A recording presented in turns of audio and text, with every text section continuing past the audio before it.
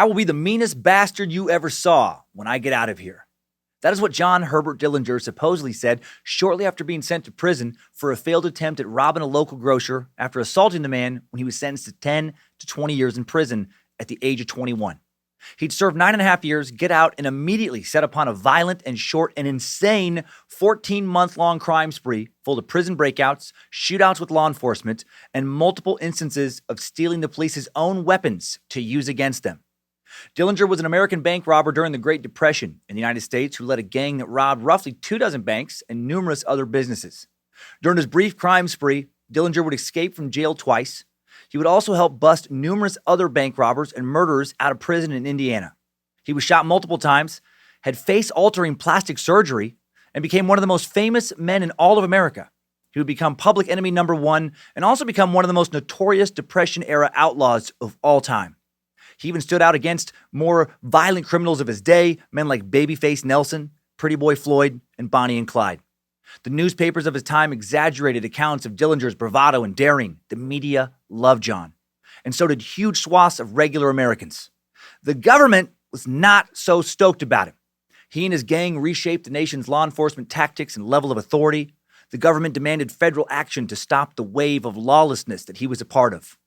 J. Edgar Hoover, longtime head of the FBI, beefed up the Federal Bureau of Investigation's powers substantially in response to the wave of organized crime in the early 30s that Dillinger and his gang represented.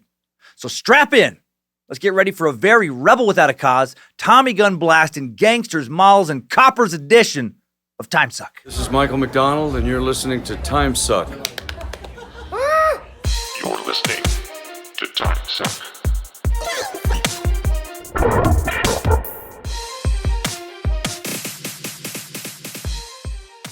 Holy shit and happy Monday, ? Timesuckers. I'm Dan Cummins, a master sucker, and I imagine you, like everyone else listening to this around the time that it comes out at the very least, are scared and we're with you. Hail Nimrod, we've never needed you more, big guy.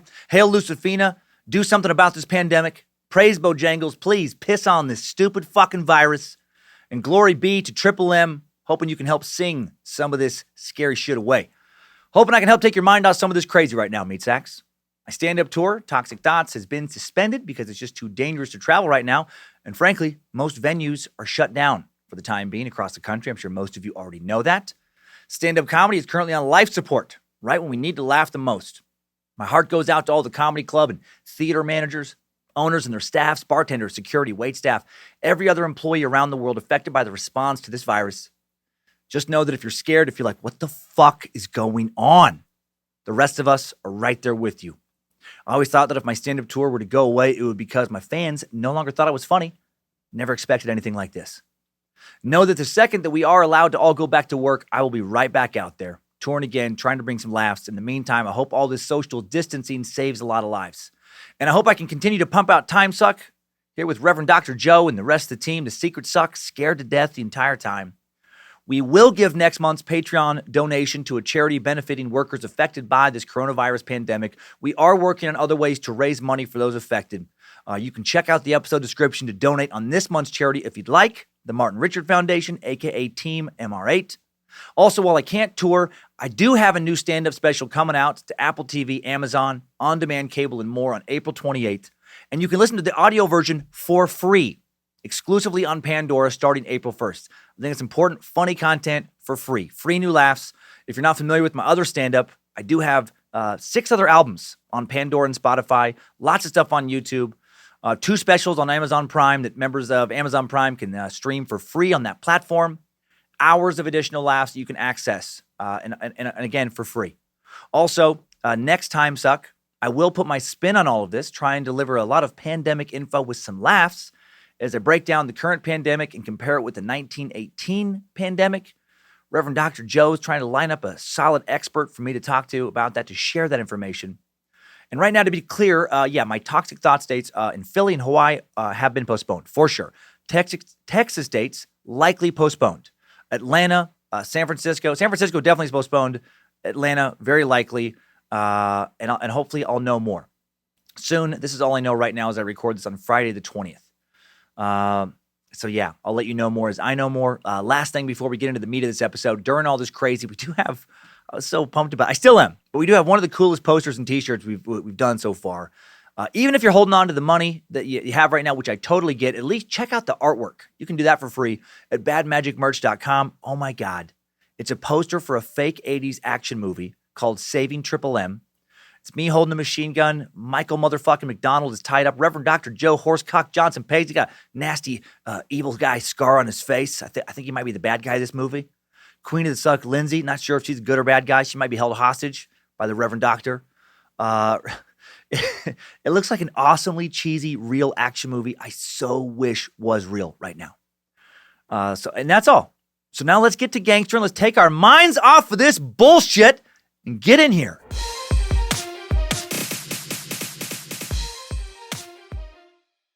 Before we dig into our timeline going over Dillinger's life, first let's talk about the Great Depression, the backdrop where his crimes occurred.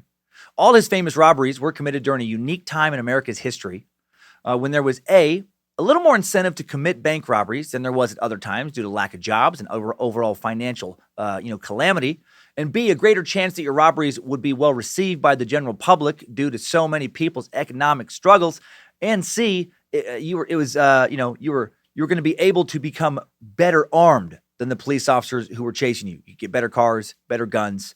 Unique period for crime. One of these days, I'm sure we'll suck the Great Depression itself. Such a crazy time. And unfortunately, much more relevant now than it was a few weeks ago. A troublesome viral pathogen and fear around its spread wasn't the cause of the Great Depression. Its origins were much more complicated.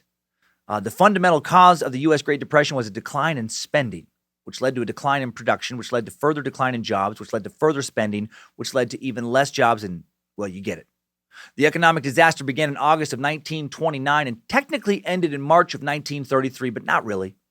Really, the economy didn't become truly healthy and prosperous again until the end of World War II, well over a decade later. At the peak of the Depression, a full quarter of the nation were without jobs. Thousands were hobos eating cold chili out of cans and riding the rails.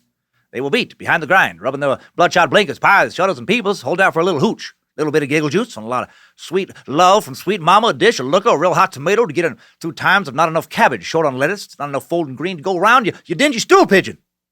So they talked back then. At the end of the roaring 20s, shit was looking great in the U.S. Sure, alcohol prohibition, which began in the 1920s, sucked, but those who really wanted to drink still knew where to find it.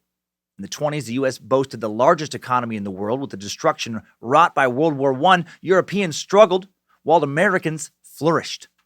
For most of the 20s, the unemployment rate hovered around 4 or 5%. At times, it was lower than 3%, which is real good. America's biggest businesses earned record profits during the 20s. They reinvested much of those funds into expansion. The economy grew 42% during the 1920s. A lot of suds, a lot of salad, a lot of rhino, bacon, bread to go around. Even the crumbs were making that long green. The economy just kept expanding and expanding and expanding and expanding until by 1929, it had expanded to the bubble point. There suddenly wasn't enough qualified workers around to keep fueling further expansion. There weren't enough people to keep buying everything that was being made. A slowdown was inevitable. And making everything exponentially worse was a very uneven wealth distribution. Corporate profits skyrocketed, but wages for the common worker only increased incrementally, widening the distribution of wealth. Does that shit all sound a little terrifyingly familiar? CEOs building wealth that would last for generations, bottom workers barely paying their bills. The richest 1% of Americans owned a third of all of America's assets. So much wealth concentrated in the hands of so few is never good for economic growth. I don't know a lot about the economy, but I do know that. The wealthy tend to save money that would otherwise get funneled back into the economy if it were spread amongst the middle and the lower classes. Come 1929, working class, blue-collar Americans couldn't keep spending to prop everything up. Many had already stretched their debt capacities by purchasing automobiles, household appliances on installment plans. Things were looking so good that when Herbert Hoover took over as U.S. president in 1929, he predicted the U.S. would soon see the day when poverty was completely eliminated, and that was because he didn't understand the economy very well either. He was just a bit outside with that prediction. In 1925, the total value of the New York Stock Exchange was worth $27 billion. By September of 29, the figure skyrocketed to $87 billion. The average stockholder more than tripled the value of the stock portfolio he or she was lucky enough to possess. Millionaires were made virtually overnight, and that never continues just year after year after year. Stock fever swept the nation. People making that money. The stock market was a gambler's paradise. It was like one big craps table where the shooter just kept hitting their point over and over, and the table just kept on winning on one long-ass roll. It was the best of times. Fueling the growth more than anything was the risky practice of buying stock on margin. People living beyond their means. That's always a fucking recipe for inevitable disaster. A margin purchase allows an investor to borrow money, typically as much as 75% of the purchase price, to buy a greater amount of stock than they have the funds for. Stockbrokers, even banks, were funding reckless speculators. Banks loaning out money for people who have no fucking idea what they're doing to invest in the stock market. What could go wrong? And then on Wednesday, October 23rd, 1929, the market, which had been making everyone all this magic money, dipped just under 5%. Why? Well, I'll just save that for a later suck. I don't want to detour any further into complex economics here. All that matters here is that it dipped, and that dip scared the shit out of everyone. Everyone was like, hey, what the fuck? I thought we only won on the stock market. I bet all the money I had, and frankly, a lot of money I didn't have on the stock market, because everyone always wins. Right, guys? Come on, right? Guys, come on, please. The Washington Post headline after this drop exclaimed, huge selling wave creates near panic as stocks collapse. Not good. Really not good. The next day when the market opened, investors who'd been laying in bed thinking about that headline the night before freaked the fuck out.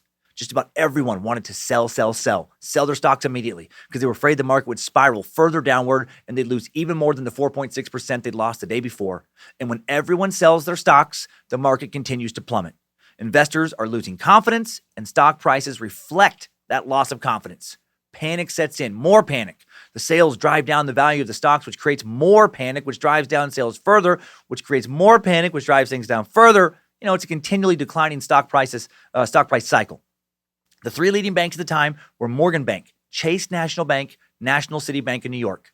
They buy a whole shitload of stocks to attempt to restore confidence in the market, and it doesn't work as well as they'd hoped. By the end of the day, the market dropped 2%, right? Crisis averted, but not enough. It kind of holds steady for about 3 days, and then the market, after the weekend, Black Monday comes, and it loses 13% of its value, just under 13%. Really not good.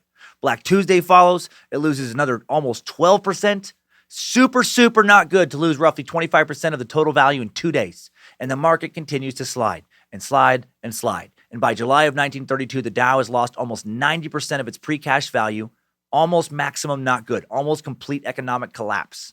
For every dollar you'd invested in the market in the fall of 1929, you'd have 10 cents in the spring of 32. And this stock market crash touches off a chain of events that plunged the U.S. into its longest, deepest economic crisis in history. Events like unsecured banks going bankrupt and taking their customers' money with them. The FDIC, which guarantees that you won't lose your money if your bank goes bankrupt, was created as a result of this crisis. Didn't exist prior to 1933. It's kind of nice where as scary as things are right now, theoretically, very, very, very unlikely that they will get anywhere remotely this scary because of measures set in place because of this collapse. Banks lost their ass in the market crash back in the Great Depression. People didn't just lose their jobs, they lost their savings when the banks failed. Almost 750 banks failed in the first 10 months of the 1930s alone. Roughly 4,000 banks failed in the decade, taking around $140 billion worth of their investors' money with them. And that is why people would find money hidden in the mattresses of their Depression-era parents or grandparents after they died. That's why those people didn't trust the banks. Can you imagine that? How scary would that be if you've been saving money for years? Then you go to the bank to withdraw it, and there's just a close sign, an out of business sign. The modern equivalent would be their website and app just doesn't show up anymore. My God. You go to open up Wells Fargo, Bank of America, whatever, and it just doesn't work. You go to the website, and it just has this site can't be reached error message. You call the 800 number, you get a message saying the number is no longer in service. That is basically what happened, right? To thousands upon thousands, millions of Americans. And that is one of the reasons why many in the public loved it when Dillinger and gangsters like Dillinger got away with bank robberies. The banks in their, minds had fucked them, had taken all their money when they went bankrupt, so fuck the banks. Someone who did not like Dillinger, someone who evolved American law enforcement to help catch Dillinger, was J. Edgar Hoover, another suck-worthy character. Hoover would modify the investigative techniques and increase the strength and power of the BOI, the Bureau of Investigation, predecessor to the FBI, in order to catch Dillinger, his fellow gang members, and other members of organized crime. So let's talk about Hoover a bit. I know I mentioned this before, but I think it's worth to mention again. J. Edgar Hoover came from a lot of money, which would influence public perception against him as he chased Dillinger, who didn't come from any money. It was the rich kid federal government tyrant who'd been given all the opportunities versus the working man who had never been given any. J. Edgar's father, Rutherford G. Hoover, founded the now iconic Hoover Vacuum Company in Canton, Ohio in 1888 after buying the patent for the first modern upright vacuum from an Ohio janitor named Jackson Guggenheim. He was a marketing guru, and very quickly, everyone wanted a Hoover, and he made millions. And he had two sons, future head of the FBI, J. Edgar Hoover, and future U.S. President Herbert Hoover. And they both grew up with a ton of vacuum money. Plenty of suck scratch, cleaner checkers, crisp, clean, cordless, 5-spot Lincolns. And the advertising slogan, nothing sucks like a Hoover, that would be used throughout the 40s, 50s, 60s, 70s. Some people think it actually comes from people hating President Herbert Hoover, not from people liking Hoover vacuums, because they blamed him for not handling the Depression well. And then years later, the company tried to poke some fun at themselves and use that slogan to make a little money. Others think it comes from rumors that J. Edgar Hoover was gay and that the slogan originated as a homosexual slur against him. Still others think that nothing sucks like a Hoover comes from rumors that J. Edgar and his brother Herbert teamed up together to kill original blonde bombshell film star Jean Harlow. And they chopped up her remains, used several vacuums to suck her up, dumped the bloody vacuum bags in Lake Superior. That's what the legend is. Her remains were never found. So fucking disgusting. Such a brutal way to hide a body. And at least one person thinks that the phrase nothing sucks like a Hoover comes from a rumor that a young J. Edgar Hoover and young Herbert Hoover, his brother, both lost their penises in a tragic boys will be boys sexual experiment where they each put their penises in a different vacuum attachment at the same time in a masturbation race of sorts. And their father's machine was so powerful, it immediately ripped off both of their dicks. Nothing sucks like a Hoover. Oh, thank God. Now, one person is me. And according to my wife, I'm mentally unstable. And there's a very good chance I just made up not only that last part, but everything else I just said about J. Edgar and Herbert Hoover. And they have zero connection to the Hoover vacuum family. Forget everything I just said about the Hoovers. Let me start over. Let me actually introduce you to J. Edgar Hoover after our depression talk. For real, as my daughter Monroe, Momo would say. J. Edgar Hoover joined the Justice Department in 1917 at the age of just 22. And he was named director of the department's Bureau of Investigation just 7 years later, 1924. He would remain in charge of the nation's largest crime-fighting investigative body for almost 50 years. In a way, Hoover is the closest thing America has ever had to a dictator. He'd become powerful enough to intimidate sitting presidents before his long, long reign would be over. When the Bureau reorganized as the Federal Bureau of Investigation in 1935, Hoover instituted strenuous agent recruiting and advanced intelligence gathering techniques. The National Criminal Fingerprint Database was organized under his leadership. During his tenure, he confronted gangsters, Nazis, communists. Later in his career, Hoover ordered illegal surveillance against suspected enemies of the state and political opponents. Despite often receiving harsh criticism from the public, he remained director of the FBI until his death on May 2nd, 1972. Some speculate he remained in power for so long because he'd collected so much dirt on those who wanted to remove him from office.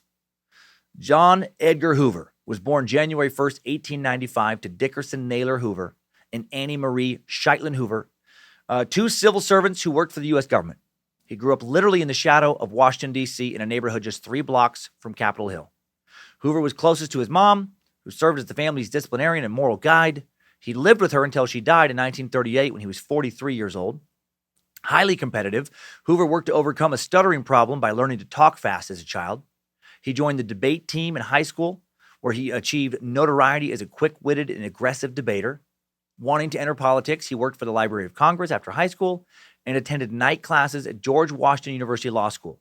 He earned his LLB, Bachelor of Laws, and LLM, Master of Laws, degrees in 1917. And that's a badass title. Master of Laws. If I had that degree, man, I'd want to be introduced like that, just by everyone, everywhere. Have you met my friend Dan? Have you met my friend Dan? Master of Laws! Yes. That same year during which the United States entered World War I, Hoover, Master of Laws, obtained a draft-exempt position with the Justice Department. His efficiency and conservatism soon drew the attention of Attorney General A. Mitchell Palmer, who appointed him to lead the General Intelligence Division, GID, created to gather information on radical groups during the war. In 1919, the GID conducted raids without search warrants, arrested hundreds of individuals from suspected radical groups. Though known to history as the Palmer Raids, Hoover was the real man behind these scenes. Hundreds of suspected subversives were deported. Ultimately, Palmer suffered politically from the backlash and was forced to resign, while the master of laws reputation remained stellar. Hoover, yet another guy who takes us right back to that argument about the federal government we've had since the Ruby Ridge suck. Really first brought up in the Waco Branch Davidian cult suck, talking about the FBI raiding that compound. Is it ever okay for the federal government to circumvent the law? To break the law for the greater good? Should they get to decide what the greater good is? Was it okay for Hoover to conduct illegal raids to get people out of the country to help the war effort? Does that make him a patriot or a tyrant or both? The founding fathers broke laws to create the U.S. Did Hoover break laws to protect the nation they'd created? It's such a tough argument. I get the side of nope, never okay. Never break the laws. That doesn't make the government, especially a law enforcement branch of the government, any better than the criminals they arrest. I get that. Also get the argument of sometimes special circumstances should allow for exemptions in the interest of saving American lives and during times of war in the interest of helping America win that war. In that case, there can be an argument made of infringing on the freedoms of a few to preserve the freedom of many. If life was only black and white. If only things were simple, but they aren't. Managing a nation of millions and millions of people who all have different beliefs and priorities, I imagine it's an incredibly complex task, getting more complicated by the day right now. Anyways, Hoover would often bend and break the law in his pursuit of criminals like John Dillinger, which would help fuel public support of Dillinger and gangsters like him and make a lot of the public hate Hoover. 1924, the 29-year-old Hoover was appointed the director of the Bureau of Investigation by President Calvin Coolidge. He had long sought the position and accepted the appointment on the condition that the Bureau be completely divorced from politics and that the director report only to the Attorney General. He didn't want to be caught up in fucking political party nonsense. As director, Hoover put into effect a number of institutional changes. He fired agents he considered political appointees or unqualified. Love it. Ordered background checks, interviews, physical tests for new agent applicants. He wanted his G-men, a term that technically means government men, but came to really only apply to FBI agents, to be the best of the best. Depression-era gangster George Machine Gun Kelly may have coined this phrase when he shouted, "Don't shoot, G-men, don't shoot," when FBI agents arrested him when he was unarmed in 1933. Hoover obtained increased funding from Congress shortly after his appointment, instituted a technical laboratory that conducted scientific methods for gathering and analyzing evidence. During the 1930s, as we'll soon learn, all kinds of violent gangsters were wreaking fucking havoc across the Midwest. And they were successful largely because local police were outgunned and outmatched. They didn't have the gang's superior firepower. They didn't have their fast getaway cars. In some locations, they didn't have their numbers. Syndicated criminal organizations were able to run the show in a number of large cities, and Hoover was determined to stop them. He pressed for and received authority to have bureau agents go after these groups under federal interstate laws. Such notorious gangsters as John Dillinger, George Machine Gun Kelly, they were hunted down. And Hoover would go on to do a lot more after the life of Dillinger that's not really relevant to today's tale, so we'll skip it here today. He shaped the FBI in his own image of discipline and patriotism. And again, this master of laws was tasked to chase today's subject and his gang down. Now, before we dig into Dillinger's life, let's look at some of his exciting peers and some of his predecessors. Get ready for tales of gangsters, grifters, and malls grabbing Chicago typewriters and drilling cinder dicks and filling G-men gumshoes and coppers with daylight. The roaring economic boom of the 20s. And yes, economic history buffs, I am aware there were a couple minor recessions that happened during the 20s. A surge of bank robberies across the U.S. began, which continued through the Great Depression of the 1930s. The Bureau of Investigation, formed in 1908, morphed into the Division of Investigation, in 1933, morphed into the FBI in 1935. The same year, it became an independent service within the Department of Justice. Technically, the FBI never pursued Dillinger, and that it didn't exist by that name at that time, but it was the same guys, just working under a different title. The same agency with various names became involved in the investigation of bank robberies and the apprehension of robbers in the early 30s. The severity of the roving criminal gangs in the Depression years led to bank robbery becoming a federal crime in 1934.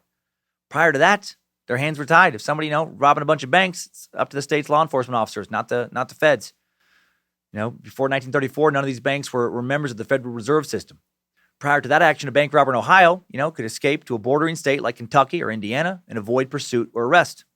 We went over a lot of that a long time ago in the Bonnie and Clyde suck, right? A couple years back. That's how they got away with so many of their crimes. You could rob a bank in, say, Kansas City, Missouri, and you bounce across a bridge to Kansas City, Kansas, and you just lay low for a while. The good old days of brazen crime. Best time in American history to be an armed bank robber, 20s and early 30s. You could have a faster car than the coppers, bigger guns, more manpower, way easier to hide out. And thanks to Prohibition, there was more money in crime than ever. Man, did fucking Prohibition ever backfire. Many people who had no interest in other illegal vices, like prostitution or gambling, still wanted to drink. There was a huge U.S. market for alcohol. And with all that money came the incentive to organize and grab a bigger slice of that big money pie. Gangsters became businessmen, or at least hired businessmen to help run their expanding business operations. In the 20s, business was expanding in the U.S., both the legal and illegal kind. Organized crime grew like never before as they created bootleg distribution systems and supply lines. And these illegal enterprises needed to defend their organizations. Gangsters supplying speakeasies and underground gambling halls with hooch and jag juice for all the bent and canned blottos, resulted and boiled as an owl. They needed muscle. More and more men were becoming gangsters all the time. The stock market crash in 1929 and ensuing depression and lack of jobs only encouraged even more men and women to turn to lives of crime. And the laws of the time severely hindered law enforcement's efforts to catch them. Coppers who weren't on the take, many were. Coppers who hadn't been bought off by gangsters making all that fucking money during the golden era of crime couldn't even pursue criminals again across state lines.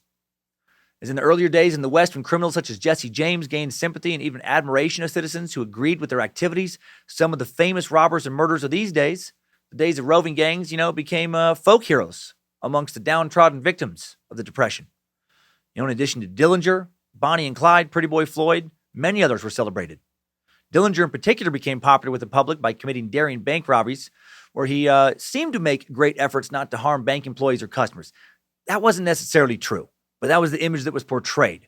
He tried more than many of his contemporaries, but he wasn't a good guy, as we'll see here soon. Before we really get to know Dillinger, let's meet some of these peers, predecessors for context. Let's start with some guys that I really want to suck, which I know sounds weird for new listeners. Start with Butch Cassidy and the Sundance Kid. Man, the hole-in-the-wall pass in Wyoming was an easily defended, difficult-to-approach hideout for several criminal gangs that took sanctuary there from the 1860s through the early 20th century. Often several different gangs occupied it simultaneously. The most notorious gang that used the pass was the Wild Bunch, led by Robert Leroy Parker, a.k.a. Butch Cassidy, and his partner, Harry Longabaugh, a.k.a. the Sundance Kid. And after these guys, we'll go to like Depression era times, but I just think this is a fun little predecessor, some guys to mention. The Wild Bunch, great gang name, favored robbing trains, hoping to avoid shootouts in the aftermath of their robberies, but they weren't above a bank holdup.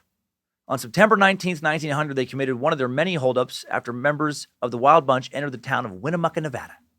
Oh man, Winnemucca, home of the Winners Hotel and Casino, possibly the most depressing place I've ever performed stand-up at. Holy shit. They still do comedy one night a week, from what I understand. I played there 2 or 3 times shortly after starting out. It was fucking terrible each and every time. I've never heard a single comic that I know talk about, oh yeah, I had a great time there. And they've been doing it for 30 years. This place hasn't been remodeled much since the 50s or 60s. I think the same people are gambling there that started gambling there in the 50s or 60s. Winnemucca it's a Wild West town that saw its best days, in my opinion, by far during the Wild West, but it's still there. If you live there and you love it, I don't get it, but God bless you.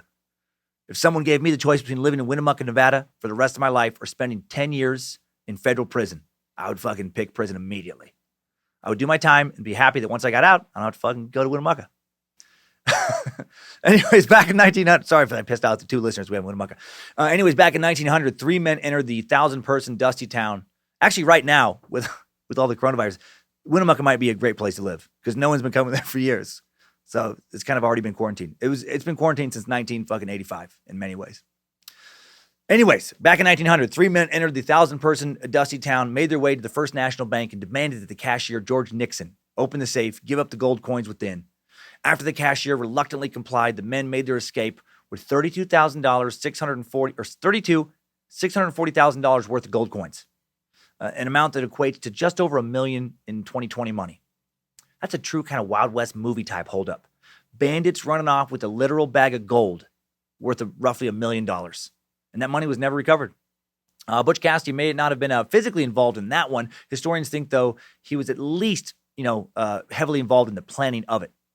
The outlaws were pursued by a hastily formed posse, later tracked by former Suck subject the Pinkertons, but they were never captured for that crime or any other, at least not one in North America, and maybe not one at all. Butch and Sundance made their way to South America and continued robbing down there for years.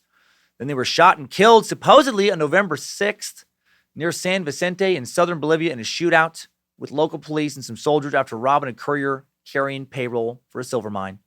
Or were they? A lot of people think they ended up sneaking back into the U.S. after getting away with a number of South American holdups. Numerous family members of both men claim to have visited with them years after their supposed deaths. For sure need a Butch Cassidy and Sundance Kid Suck someday. And I need to finally watch that movie with Robert Redford and Paul Newman. During Dillinger's run, two other famous outlaws also became beloved by the public. Bonnie and Clyde. We sucked them again way back in episode 39. Bonnie Parker and Clyde Barrow were known nationwide for their notorious bank robberies and other crimes. They made headlines across America from 1932 to 1934 with their brazen exploits. On January 16, 1934, 5 prisoners, including Raymond Hamilton, who were serving life sentences totaling more than 200 years, were liberated from the Eastham State Prison Farm at Waldo, Texas, by Bonnie and Clyde. 2 guards were shot by the escaping prisoners with automatic pistols that Clyde had 2 other outlaws, Floyd Hamilton and Jimmy Mullins, hide in a ditch. Those 2 guys had slipped through a barbed wire perimeter fence around the prison, hid an old inner tube under a drainage culvert. Inside that tube were 2 Colt .45 automatics and several clips of ammo.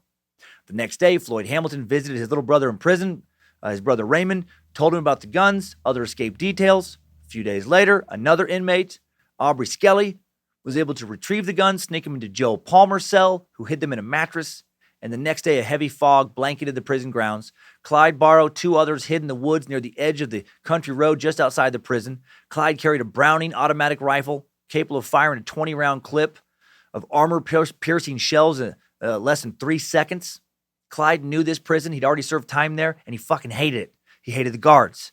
He said he'd seen prisoners beaten by guards, stuffed in tin sweat boxes under the blazing sun. He said he'd seen prisoners murdered by guards, sometimes for the $25 reward for the capture of escaped prisoners, other times for revenge. When he was released, he swore he'd come back and bust out some other prisoners and hopefully kill a few guards himself. At some point that morning, Joe Palmer shot a prison guard out in the yard and the break was on. After hearing Joe fire his shots, Clyde comes out of the tree line, opens fire on the guards with that automatic rifle. Bonnie, sitting in the getaway car, hits the horn. In the chaos that follows, 2 guards leave their post, fleeing for their lives, and a bunch of dudes get out. Raymond and the other prisoners ran. Clyde covered the retreat with continued bursts of machine gun fire. He and Bonnie had done what they'd come to do. They'd busted prisoners out of the jail that Clyde so hated. During their violent career together, they are believed to have killed 9 police officers and 4 civilians. The pair probably robbed less than a dozen banks. They did rob from a lot of other places, mostly gas stations and little kind of grocery stores. And then the 2 were killed in an ambush in Louisiana, May 23rd, 1934. Their car was turned into virtual Swiss cheese in a hail of gunfire. Another of Dillinger's contemporaries was a man people called Pretty Boy, who would become Hoover's public enemy number 1 after Dillinger's death. Charles Arthur, Pretty Boy Floyd, gun-happy bank robber who during his violent career cultivated a favorable image with the general public by spreading rumors that in the course of his robberies, he also destroyed mortgage documents, saving many people from foreclosing on their farms and homes. There's actually no evidence that he did that. But that was the legend that spread. Pretty Boy Floyd was named by the FBI as being one of the gunmen involved in the infamous Kansas City massacre on June 17, 1933. A shootout in which 3 police officers and an FBI agent were killed when escorting Frank Nash, one of the Depression era's most successful bank robbers, during a change of custody after Nash had been arrested a few days prior in the popular underworld hideout of Hot Springs, Arkansas. Nash would die in this escape attempt. Unlikely that Floyd was actually involved, but J. Edgar Hoover used the event as propaganda to further the case of arming FBI agents and pursuing Floyd. Floyd did do a lot of bad shit. Floyd did at least kill 3 police officers and several other underworld figures, including bootleggers, which indicates he may have supplemented his income from bank robberies by also serving as a hitman for various organized crime figures. Floyd grew up in a small town in Oklahoma. When it became impossible to operate a small farm in the drought conditions of the late 20s, Floyd tried his hand at bank robbery. He quickly got, caught for robbing a St. Louis payroll delivery and found himself in a Missouri prison. After being paroled in 1929 at the age of 25, he learned that a man named Jim Mills had shot his father to death. Mills had been acquitted of the charges, and then right after Floyd got out of prison, this guy disappeared forever. He shows up in the same town as Mills, and Mills is gone. Floyd biographers are, pretty sure that he killed the man who killed his father. Then he moves to Kansas City, and along with a couple of friends he'd met in prison, starts robbing banks in Missouri and Ohio. He gets caught again. He gets sentenced to 12 to 15 years in Ohio. On the way to prison, on the prison transport train, he kicks out a fucking window and just jumps off. And he gets away. Amazing how many stories there are of dudes breaking out of prison. We're going to have some great ones later in this episode. Man, I know these weren't good dudes, but I love a fucking prison break tale for whatever reason. I mean, if you were on a train and you're heading to prison and you might not get out in like 15 years, how amazing would it feel to kick the window out, jump, survive, run off, to actually pull off that escape? Man, talk about turning your day around. 1 minute, you're like, fuck, I'm gonna be in fucking prison for 15 years for the prime of my life. And then like 15 minutes later, you're just running through a field, getting away with it. Floyd made it to Toledo, where he hooked up with Bill the Killer Miller. That's a solid outlaw name. That dude lucked out in the last name department with Miller. Probably wouldn't have had a cool, tough nickname if his last name was like Walker or Baker, Bill the Stalker Walker. That's not good. Bill the Faker Baker. That's not nearly as strong. Hey, guys, Baker just screamed. He's rolling around. I think he's been shot. No, he's fine, kid. He does that every gunfight, right after the first shot's fired. That's a classic Faker Baker move. He once limped for 2 weeks, said he'd been shot in the leg. All that had really been done to him was he kind of was trying to clip his dang toenails and cut him a bit short. Classic Faker Baker. Pretty Boy Floyd, Killer Miller, they went on a crime spree across several states. They also started dating. This is ridiculous. They started dating 2 sisters. They'd met along the way during their crime spree. One of them is married, and the other is dating that man's brother when they meet. And then it's not funny, but Floyd and Killer Miller, they're like, well, we want to date these girls, and these guys are kind of in the way, so they just fucking killed them. They just killed both those dudes and just took their girls. Floyd would rob more than 30 banks, kill at least 10 men during his criminal career before he himself was gunned down in an Ohio field on the night of October 22nd, 1934, just outside of East Liverpool, little town of 11,000 that borders Pennsylvania and West Virginia. This guy, he raised a lot of hell for a dude who died at 30. Babyface Nelson, another famous gangster who committed a number of robberies with Dillinger, was a member of his gang for a time. So we'll talk more about Nelson in a bit, but let's talk about him a bit now. This guy's a fucking lunatic. He was a psychopath. In the late 1920s, Lester Gillis, who used the alias George Nelson, was developing a budding criminal career by performing home invasions, stealing cash, jewelry, furs, robbing stores, robbing taverns. He robbed his first bank in April of 1930, another in October of that year, and in Chicago. And then he even robbed jewelry from the mayor of Chicago's wife. And then she saw him, and she's the one who labeled him as having a baby face. And then Babyface Nelson stuck in the press, a nickname that he hated that no one called him to his face. Nelson was especially violent. He committed his first known murder during a botched tavern robbery. By 1932, Nelson had been caught, convicted, and sentenced to prison. And then he escaped. All these guys escaped during a prison transfer in 1932. Breaking out of the joint was apparently a rite of passage with these dudes. The following year, he robs a bank in Grand Haven, Michigan. Nelson decides to form and run his own gang of bank robbers in 1933. On October 3rd, they robbed the First National Bank of Brainerd, Minnesota, during which Nelson, I guess he says he forms his own. It really was Dillinger's gang. So we'll talk about this a little more in a bit. But he's, I don't know, maybe like a co-leader. And during this bank robbery, he just randomly starts firing his submachine gun at bystanders on the street. Just because he's fucking just crazy. Like, even amongst other notorious gangsters. And he was laughing while he was doing it. It was like out of a movie. Just, just spraying people with bullets. Just random people. Had helped the robbery, not at all. He had a reputation for being particularly violent and unstable. In March 1934, he partnered with Dillinger on another job to rob the Security National Bank in Sioux Falls, followed a week later by the First National Bank in Mason City, Iowa.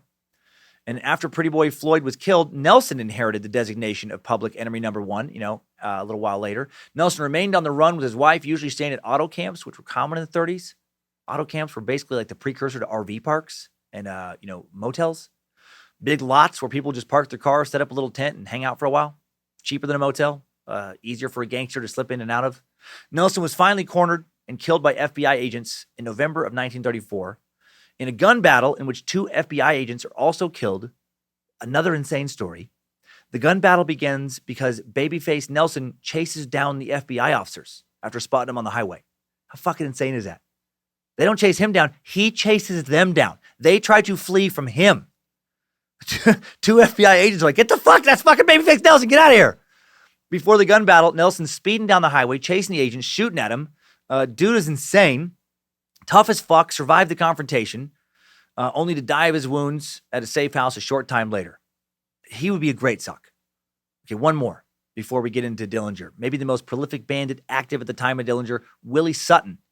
He'd be active for a long time after Dillinger. In 1950, he'd be named to the FBI's newly created 10 Most Wanted Fugitives. Dude had been robbing banks for over 30 years by that time. He spent 4 decades roughly robbing over 100 banks, stealing around $2 million, and he acquired 2 nicknames, the Actor and Slick Willie, for his ingenuity in executing robberies in various disguises.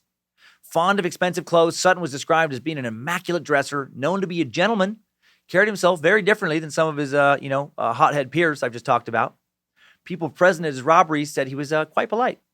One victim of one of his robberies said that watching one of Sutton's robberies was like being at the movies, except that the usher just happened to have a gun. When asked why he robbed banks, Sutton supposedly famously said because that's where the money is. He would later claim that he never said that. He said that a reporter wrote that, attributed to him to sell some papers. After denying that quote, he did say why he did it. He said, "Why do I rob banks? Because I enjoyed it." Or why did I rob banks? Because I enjoyed it. I loved it. I was more alive when I was inside a bank robbing it than at any other time in my life. I enjoyed everything about it so much that 1 or 2 weeks later, I'd be out looking for the next job. But to me, the money was the chips. That's all. He fucking did it mostly just because he just liked it. I love the honesty there. It's a great time. It's super fun. Sutton once robbed a Broadway jewelry store in broad daylight, impersonating a post office messenger. Sutton's other disguises included a policeman, maintenance man. He usually would arrive at banks or stores slightly before they opened for the day. Like these other dudes, he also knew how to get out of jail. In 1931, in June, he was sent to prison on charges of assault and robbery. He was sentenced to 30 years. And then he committed one of 3 prison escapes. Scaled the prison wall on 2 9-foot sections of ladder that he joined together. Oh, my God. And all these guys, in addition to Dillinger, led to the FBI increasing their powers to track him down and arrest him. There were so many prison escapes, so many brazen robberies. There's never been a criminal era comparable to theirs since the 1930s, and there probably won't be. It was a different time and maybe the best time in America for crime. So now let's dig into Dillinger. After a quick break, please listen and support these sponsors. It helps support the show, helps us to continue to get sponsors. Use our discount codes if you want any of these deals so they know that Timesuck sent you their way. Now let's dig into today's Timesuck timeline. Strap on those boots, soldier. We're marching down a Timesuck timeline. On June 22nd, 1903, John Herbert Dillinger was born in the near East Side Oak Hill neighborhood of Indianapolis, Indiana. His family had ended up in Indianapolis after his paternal grandfather immigrated there from France about a decade after the U.S. Civil War. Big city kid. 1903, Indianapolis was bigger than Los Angeles, Nashville, Denver, Seattle, many more other cities. Had over 170,000 people in it. Very big city for the time. He's the younger of 2 children born to grocer John Wilson Dillinger and Mary Ellen Molly Lancaster, who had been married August 23rd, 1887, in Marion County, Indiana. They both worked at the family grocery store not far from their home that John Wilson's father had opened up when he came over from France. Dillinger's older sister, Audrey, was born 14 years earlier on March 6, 1889, so he's almost an only child. And according to legend, his family knew he was a boy right away.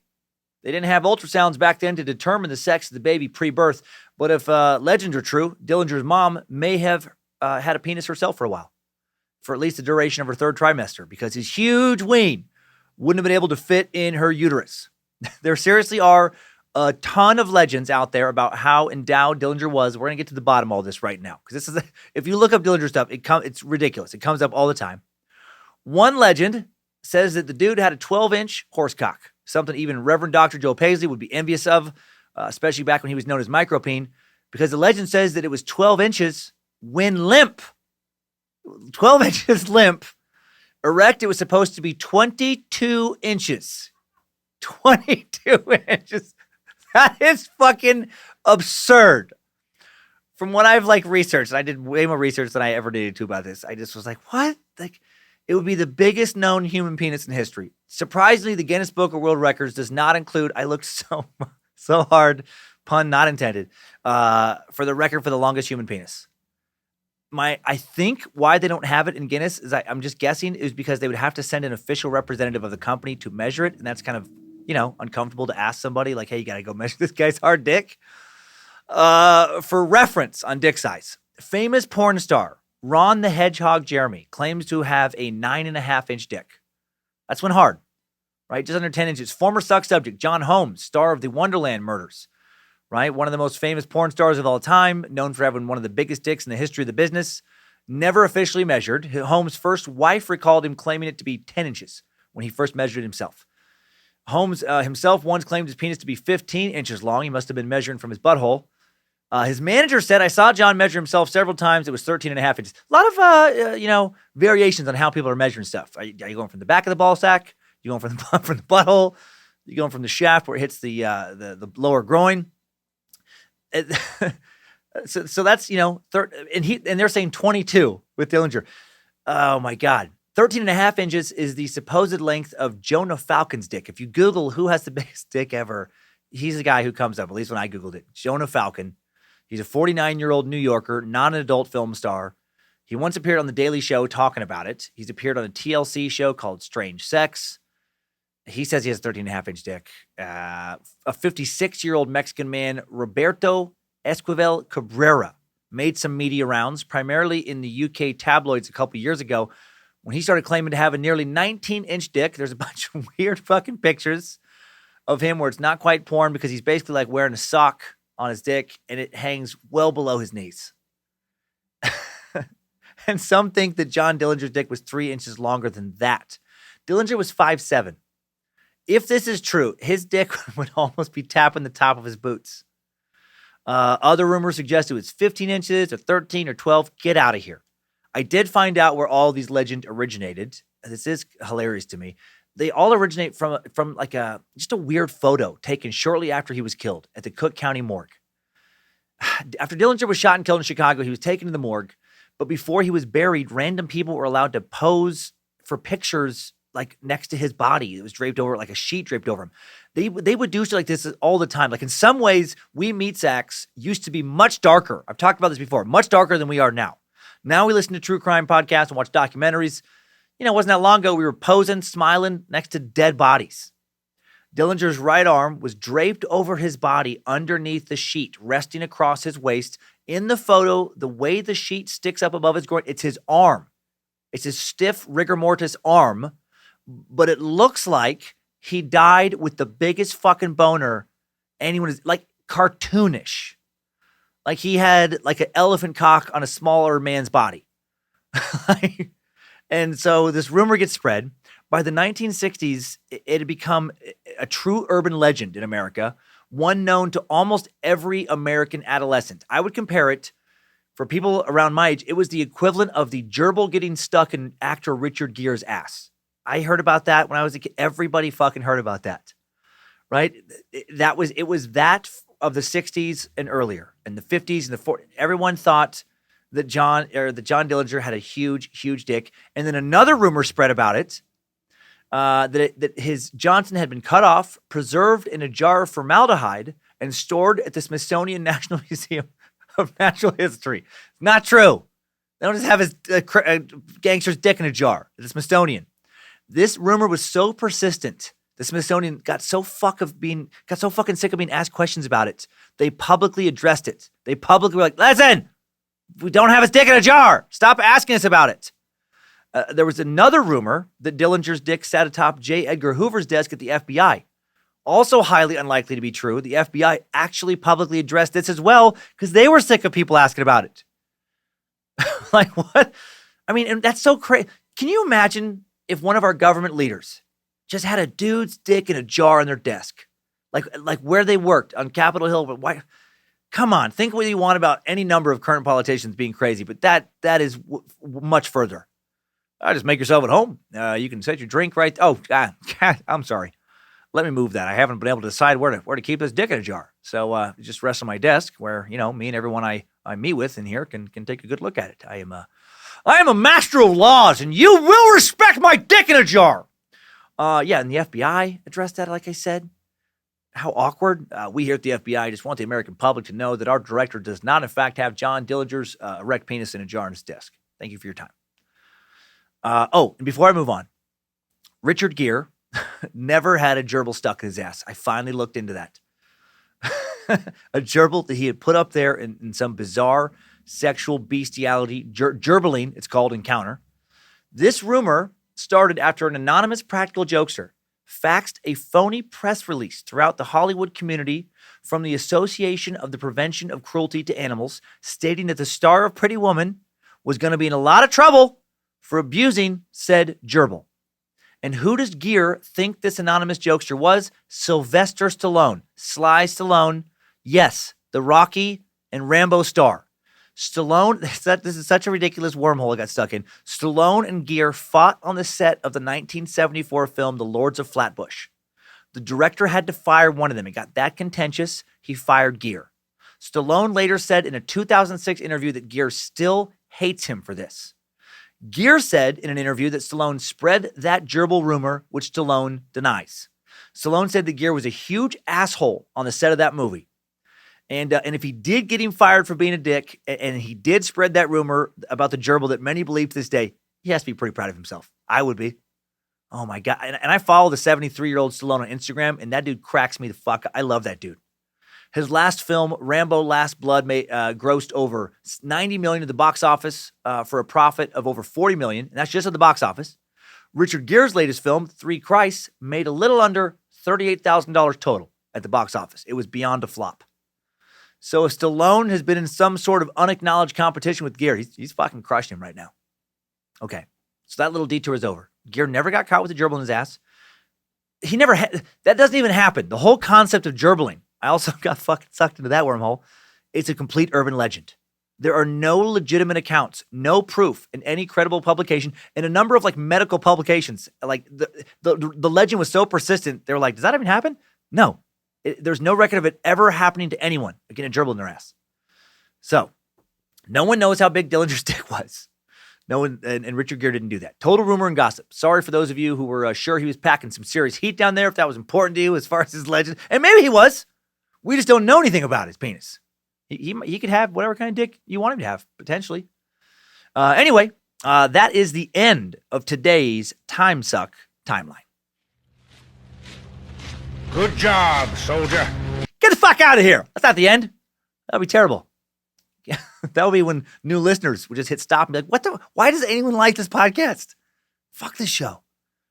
Now back to his bio.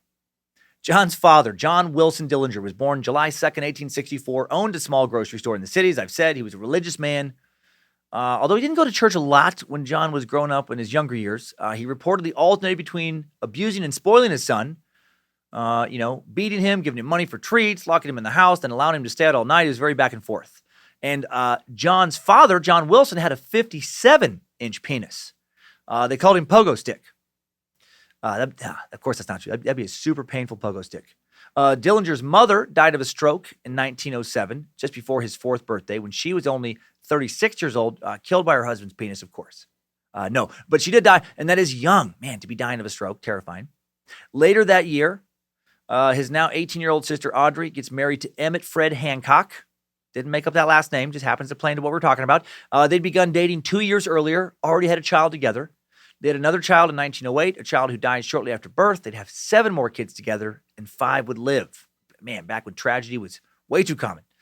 Little Dillinger around this time is cared for by his older sister and her husband, who live with John's dad. Not a ton is known about young pre-grade school Dillinger. By all accounts, he was a happy toddler. Pictures show a grinning kid who liked to ride carts and wagons, pedal tricycles, and play outside. 4 years later, May 23rd, 1912, his father, Dillinger's father, remarries in Morgan County to Elizabeth Lizzie Fields. Randomly, John Sr. had met Lizzie at the funeral of his own father earlier that same year. So John Jr. is now 9. After this marriage, his sister Audrey and husband Fred move out, get a place just a few blocks away, a place actually right next to the family grocery store. Initially, Dillinger not happy about all this. He was jealous and disliked his stepmom, but reportedly he eventually came to love her. And more weird rumors here. On almost every article or like list verse type thing about John Dillinger, there are unsubstantiated rumors, in so many sources that John would go on to have a 3-year love affair with his stepmom. I don't believe these for a second. No legitimate biographer gives any credence to this.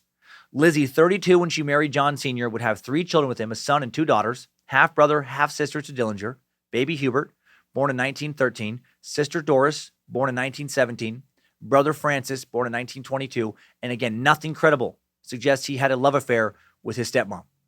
And I honestly think that this nonsense is tied to the myth of his huge penis. This mythology of his dick was just so big that no one could resist it, not even stepmoms. He was rumored to have sex with all kinds of women, and almost all the rumors seemed to be nonsense. So weird, and you know what? I understand it more than I'd care to be totally honest. I won't confirm it. I will not publicly measure it. I'm not going to call the people at the Guinness Book of World Records, but I do have a 67-inch penis, and that's limp. 67 inches limp. I have been rumored to have sex with, to have had sex, with somewhere between 2. I just get worked up talking about this because I get so tired of all the fucking questions. But there's rumors out there about me having sex with somewhere between 2 and 3 million women, and it's fucking bullshit. Gosh dang. No one has had sex with, 2 to 3 million women. I had sex with, before I met my wife, 300,000 women tops. And I only got to that crazy number because for several years, I would have sex with no less than 10 women at a time. I'd give ladies a ride on the Cummins Express. That's what I called it, After I'd get undressed, I'd say, choo-choo, all aboard. And then one woman would just sit on the tip, which is the size of an above average fella's entire penis. And then 9 to 15 other women would sit on top of the shaft, kind of like people sitting in a row on a log, And once the woman at the end was done, she would scoot off. And then I would say, next stop, Lucy, or whatever that woman's name is. Choo-choo, all aboard. And then the next woman would enjoy the tip. And when, it would go on like that over and over. And when everyone was done, I think this was kind of funny. I used to like to say, we've arrived at our last stop for the evening. I hope you all enjoyed your ride on the Cummins Express. Now get out. Choo-choo. So, you get it. But these days, I usually just sling it up and over my shoulder, wrap it around my waist, tie it up, and go about my day. No big whoops. So anywho, enough about my 67-inch penis. Back to Dillinger's childhood. Shortly after John turned 10 in 1913, he started running. Sorry, I know this is stupid, but I imagine someone listening to this who has no sense of absurdity, like a really straight-laced person who just wants the facts and doesn't get humor, and they're just listen to all that, being like, no, fuck, get the fuck out of it. No way. Come on. That's never happened. And researching 67-inch penis. What? Shortly after John turned 10 in 1913, he started running away from home. Although he wouldn't claim to be angry at his father or his stepmom, he did start getting into a lot of trouble. Why? Who knows? Some people just have a more rebellious nature than others. Maybe he felt like an outsider at home where he was the only child born to his mom who had died. Maybe he was angry at the world about that. Maybe from an early age, he just seemed to enjoy raising hell. It was just in his nature, on the nature versus nurture, spectrum.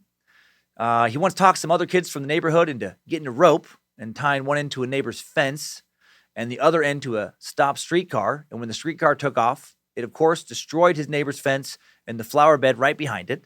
He got caught by his dad, who reportedly told him, according to an interview years later, what if I did wreck his roses? That old bastard's mean anyhow. John Sr. whooped his son's ass for that answer.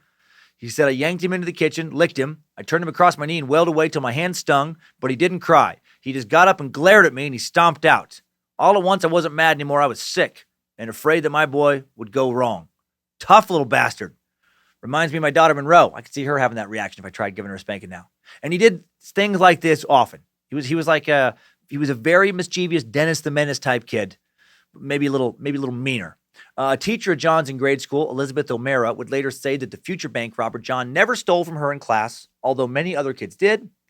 She said that he never cared much about his lessons, unless they were mechanical, and he did get in trouble for that. But she said he wasn't a bad kid. She said he was a prankster, and that she found his pranks quite amusing and creative. I like Miss O'Mara.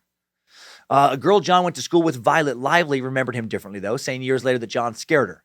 She said he sneered instead of he smiled. He was a bully. Said he and her brother used to get into fights, and John would beat her brother's ass. Said, he beat up her brother numerous times, and bad enough that her mom visited John Sr., told him that she was going to pursue criminal charges if young Dillinger, beat her son up again. And then supposedly Dillinger's dad told her, Mrs. Lively, if you think that will do any good, go right ahead, for I have tried everything. He was that kid. John's former Sunday school teacher, a woman named Ella Ellsbury, thought John was mischievous but polite. She remembered him causing trouble with other boys, but that he also always tipped his hat to her. I love that. Yeah, sure. I mean, he's causing trouble, but he tipped his hat to me, so I think he was good. The older he got, the more trouble he caused. As he grew into a teenager, he got into more fights, committed various petty crimes, started staying out all night at parties. He once crashed an unattended switch engine into a line of coal cars just for a laugh. Just thought it'd be funny. I kind of love this. I kind of love young Dillinger. I'm not gonna lie to you. He also stole whiskey from an unattended boxcar and allegedly got a bunch of girls drunk and started showing up to school drunk. So he's fooling around. He's causing all kinds of mayhem. He even got a childhood gang together he dubbed the Dirty Dozen, and they would Jesus Christ, they would terrorize younger children, vandalize and steal. Hearing the nickname Jackrabbit later for how spry he was, how nimbly he would evade police. Dillinger was apparently also a pretty decent baseball player, solid second baseman and shortstop. So that's a lot about his youth there. In 1919, Prohibition begins. The 18th Amendment is ratified by 36 states, making it illegal to produce, transport, or sell alcohol. This, of course, unleashes, the black market organized crime floodgates in an era of lawlessness. And this climate would soon provide the perfect climate for John to begin his criminal career in earnest. He drops out of high school the same year against his dad's advice. At the age of 16, begins working in a factory, making plywood. He's considered a hard worker, but he doesn't stay long. Gets a better job as a runner for the Indianapolis Board of Trade. Doesn't stay long there either. Gets a better job again, right? It's the 20s. There's a lot of jobs. Gets a job as a mechanic at a machine shop south of Indianapolis. James P. Burcham's Reliance Specialty Company. He'd work here off and on for 4 years. He'd bounce out for a while. He'd come back and work for a while. He was a sporadic worker, but he was really good mechanically. And so even though he wasn't reliable, they kept hiring him back. 1920, when Dillinger is 17, his father decides to sell the grocery store and move the family to a 62-acre farm just outside of Mooresville, his wife's hometown of 1,800 people, almost exactly 20 miles from downtown Indy. He hopes that this move would help his son, keep from getting into further trouble. It does not. John Sr. and Dillinger's stepmom, Lizzie, also get reacquainted with Lizzie's childhood faith and start regularly attending a Quaker church in Mooresville, get much more religious. Dillinger doesn't care for any of this. He doesn't like it. Doesn't like all the church going, doesn't like the move to the country. He likes the city. He does start going hunting in the woods on a regular basis and gets a reputation for being a really good shot. Getting handy with firearms will help him later. It'll serve him well in his criminal career. He also plays a decent amount of baseball for the Mooresville Athletic Club. He gets a motorcycle, gets a car, a Chevy, quickly gets a speeding ticket, racing in Indianapolis, gets known for having a real heavy foot. He's driving in and out of town often, both for work at the machine shop and to visit friends, visit his sister Audrey. Audrey's daughter, Mary, his niece, who was 9 when John was 16, remembers him being a fantastic uncle. She'd later say he was generous to a fault and had a fantastic smile. They'd play catch, with the baseball. He'd buy her bubble gum and hang out. 1923, 20-year-old Dillinger becomes obsessed with reading books about old West outlaw, former Suck subject Jesse James and the James Younger gang. A friend of Dillinger at the time, Delbert Hobson, said Dillinger loved tales of James' courage and daring, while he was also chivalrous to women and children. He said that Dillinger would later try to emulate that in his own criminal career. Dillinger also started dressing like the gangsters of his day, tilting his hat off to one side, walking with the swagger. Friends notice he starts to talk tough, taking on the air of being a bit of a hoodlum. And he also falls in love in 1923, Frances Marguerite Thornton, the 18-year-old beautiful stepdaughter of his uncle, technically his first cousin, but his first step cousin in a time when that wasn't weird at all. He courted her for a great deal in 1923. They wanted to get married, but both Dillinger's dad and Frances's father were against it. They wanted John Jr. to grow up a bit first, get a little more established, get a decent, steady job, hold it for a while. He seemed too wild to get married. Dillinger disagreed, of course, pushes harder to get married, and then Frances's father outright forbids it. You will not marry my daughter. Dillinger, pissed, breaks up with Francis over this, and then in an act of careless anger on a warm July night, he puts a revolver in his pocket, steals an overland sedan in Mooresville, drives it into downtown Indy, parks it on the circle beneath the Soldiers and Sailors Monument. Around midnight, starts walking around looking for God knows what, looking for trouble with a pistol in his pocket. 2 police officers think he's up to no good. They're on patrol. They start talking to him. He tells them he's driven in from Mooresville. They notice that there's a gun in his pocket. Right? So they're like, nope, all right, you're going to come in for further questioning. They start to walk into a local police station. He slips away, starts running. They end up firing 7 shots at him as he runs away. He runs until he makes it to a barn. He hides inside. And that night, while hiding, he decides he's going to join the Navy to get out of town in case they pin him to that stolen car. Next morning, he gets up, makes his way to the federal building in Indy, signs up. The recruiters list him as 5'7", 155 pounds, brown hair, blue eyes, ruddy complexion, 20/20 vision, great hearing, 35-inch chest, expands to 38, 47-inch dick, limp, that could expand to 128 inches firm. So they decided to use him as a weapon in the war. Now, he had a pretty average build. He shipped out almost immediately, makes it to the Great Lakes training station 4 days later. After letting his sister know that he's joined the Navy, she relays the word to the rest of his family. He completes basic training on October 4th, and then he's posted off the East Coast on the now famous USS Utah, a ship that was sunk during the 1941 Pearl Harbor attacks. And he spent his time, and he didn't enjoy his time. He spent his time on board shoveling coal into the ship's huge boilers. After 22 days of nonstop, hot, hard labor, he jumps ship in Boston, and he uses his dick as a propeller of sorts. And he was really good at swimming. He just like spins it, and it zips him right on into shore. But he does jump ship in Boston, and he goes AWOL. He comes back after just a day. He's punished with an $18 fine, almost a month's pay at the time. He's sent to the brig for 10 days, where he's only given bread to eat and water to drink. When he doesn't report properly for this punishment, he has 5 days of solitary confinement added to his sentence, pisses him off a little more. And then after he gets back out of this, he gets sent back to shoveling coal. And he gets really fucking pissed, and now he goes AWOL for real. After just a few weeks, he just fucking bounces and never comes back. He leaves December 4th, 1923, and they list him as a deserter, and they put a $50 bounty on his head, and they never catch him for this. And then no one knows what he did for the next 3 months. He just roves the countryside for the next 3 months. In March of 1924, he resurfaces in Mooresville, where he tells everyone he'd been honorably discharged from the Navy. Didn't work out, but I had a great time. And then he returns, or after he returns to Mooresville, he also meets 17-year-old Beryl Ethel Hovius, and apparently they hit shit off quick. Whatever she had, he really wanted, because they get married roughly 3 weeks after first laying eyes on one another. Hail, Josephina! On April 12th, they marry in Martinsville, little town 15 miles south of Mooresville, birthplace of legendary country singer Bobby Helms. You love Bobby Helms. Have you ever heard of Bobby Helms? No? Are you sure? Think about it. Bobby Helms. I bet you have. Bobby Helms is the guy who wrote and recorded Jingle Bell Rock in 1957. Jingle bell, jingle bell, jingle bell rock. Jingle bells swing and jingle bells ring. Snowing and blowing bushels of fun. Now the jingle hop has begun. Fuck yeah, bro! You fucking know that song. You've heard it, and it makes you Christmas happy. Oh, sorry. That is a classic, though. Dillinger attempted to settle down, and with no job or income, the young newlyweds moved into Dillinger's father's farmhouse. Within a few weeks of his wedding, he's arrested for stealing several chickens. His criminal exploits start low. Though his father is able to work out a deal to keep the case out of court, soothe things over with the chicken farmer, it does little to help his relationship with his father. Dillinger and Beryl move out of the cramped bedroom into Beryl's parents' home in Martinsville, Indiana.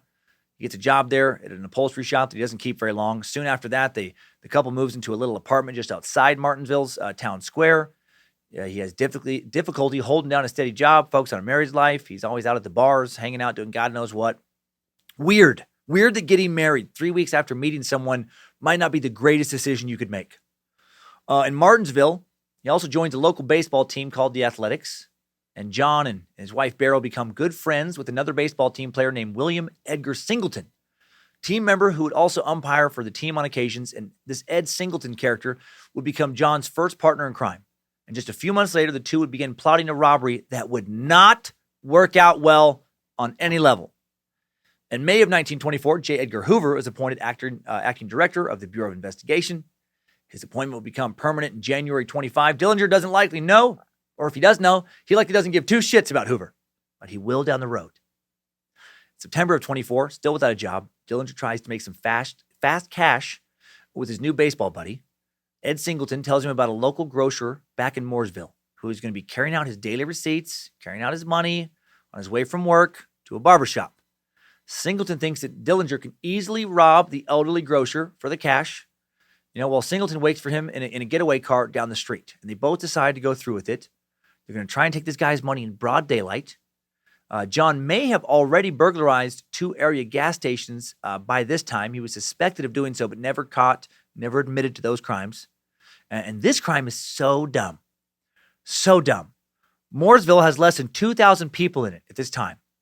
Dillinger lived in Mooresville for quite some time. His dad and stepfamily lived there. Everybody knows who they are. He lives just 15 miles away in a town of around 5,000 people where Singleton lives, and everybody knows who he is. People are going to know who the fuck these guys are. Why would anyone living in a small town try to rob someone else in that small town? Like, they're not even wearing masks. So, of course, the crime doesn't go well. Dillinger, armed with a .32 caliber pistol and a large bolt wrapped in a handkerchief, sneaks up on this guy, this poor elderly grocer, bops him in the head with the bolt. He was hoping to knock him out. He doesn't come close. And the old guy's tougher than he assumed, and he fights back. And I'm sure he's thinking, like, why the fuck is John hitting me in the head with this bolt? In the ensuing chaos, John's pistol accidentally goes off. Dillinger thinks he'd shot the grocer. He takes off running without the money, runs down the street to meet Singleton's getaway car. Singleton had freaked out. He'd gotten spooked, and he just drove off, just left him there. So then Dillinger is just walking around town, until police track him down and were like, hey, dude, why'd you hit Larry on the head? Why did try and do that, you dipshit? We got to take you down the station now. Oh, man. And this is one account of this early failed robbery. There's another slight variation. Other accounts of the story say that Dillinger and Singleton attempt the robbery together, and they're recognized by a local pastor in the middle of the crime. He's like, John, Ed, what are you doing? He just turns him into the police. Again, so dumb in a small town where everybody knows who you are. Hands in the air, Grandpa. No sudden moves. Now, real slow, hand me that cabbage.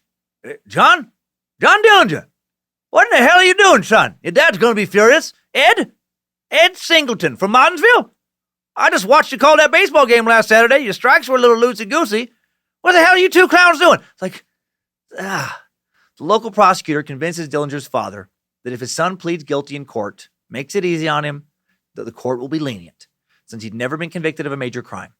Thinking that he will just get a slap on the wrist, Dillinger Jr. appears in court with no lawyer, without his father, and he gets a lot more than a slap on the wrist. He's convicted of assault and battery with intent to rob, and the judge sentences him to 10 to 20 years in prison. So he's getting sent to the big house, the Indiana State Reformatory, despite this being his first conviction. Singleton, who already had a prison record, was only sentenced to 4 years because he actually came to court with a lawyer. Poor Ed. He and Dillinger would never team up again. Ed would die a short time after getting out of prison, just a few years later, after passing out drunk on a railroad track. And that's how you know you've had way too much to drink, when the rumble and noise of a coming train doesn't wake you up after you've passed out on the tracks. Unfortunately, once you've learned that lesson, you're super duper dead usually. I don't. You know what I do? I have a little trick. When I'm crossing a railroad, if I've had anything to drink, what I do is I use my dick like a lasso, and I swing it out to a nearby tree, and I just swing over the tracks using my penis like a rope. But I know everyone can't do that. So I shouldn't have even brought that up. September 16th, 1924, John Herbert Dillinger, man with the penis of unknown size, arrives at the Indiana State Reformatory in Pendleton, little town 35 miles northeast of Indiana, a town of under 1,500 people at the time. Hometown of Dick Dickey. Do you know who Dick Dickey was? Think about it. Are you sure? Dick Dickey's a real name. Dick Dickey was drafted in the NBA in 1950. He played one season for the Celtics. One season for the Boston Celtics, averaged 2.8 points a game as a point guard, never played again. And I don't know much else about him, other than he really, truly was named Dick Dickey. Right? Last name Dickey, first name Richard. Went by Dick. Died in 2006 in Indianapolis at the age of 79. What the fuck were his parents thinking?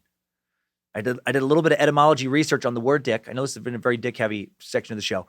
It started being used, that term, as a slang for penis in 1880. It was originally a military slang for penis, originated in some barracks. 1880, that's when it first shows up on the written page. He's born in 1926, so they knew. They fucking knew.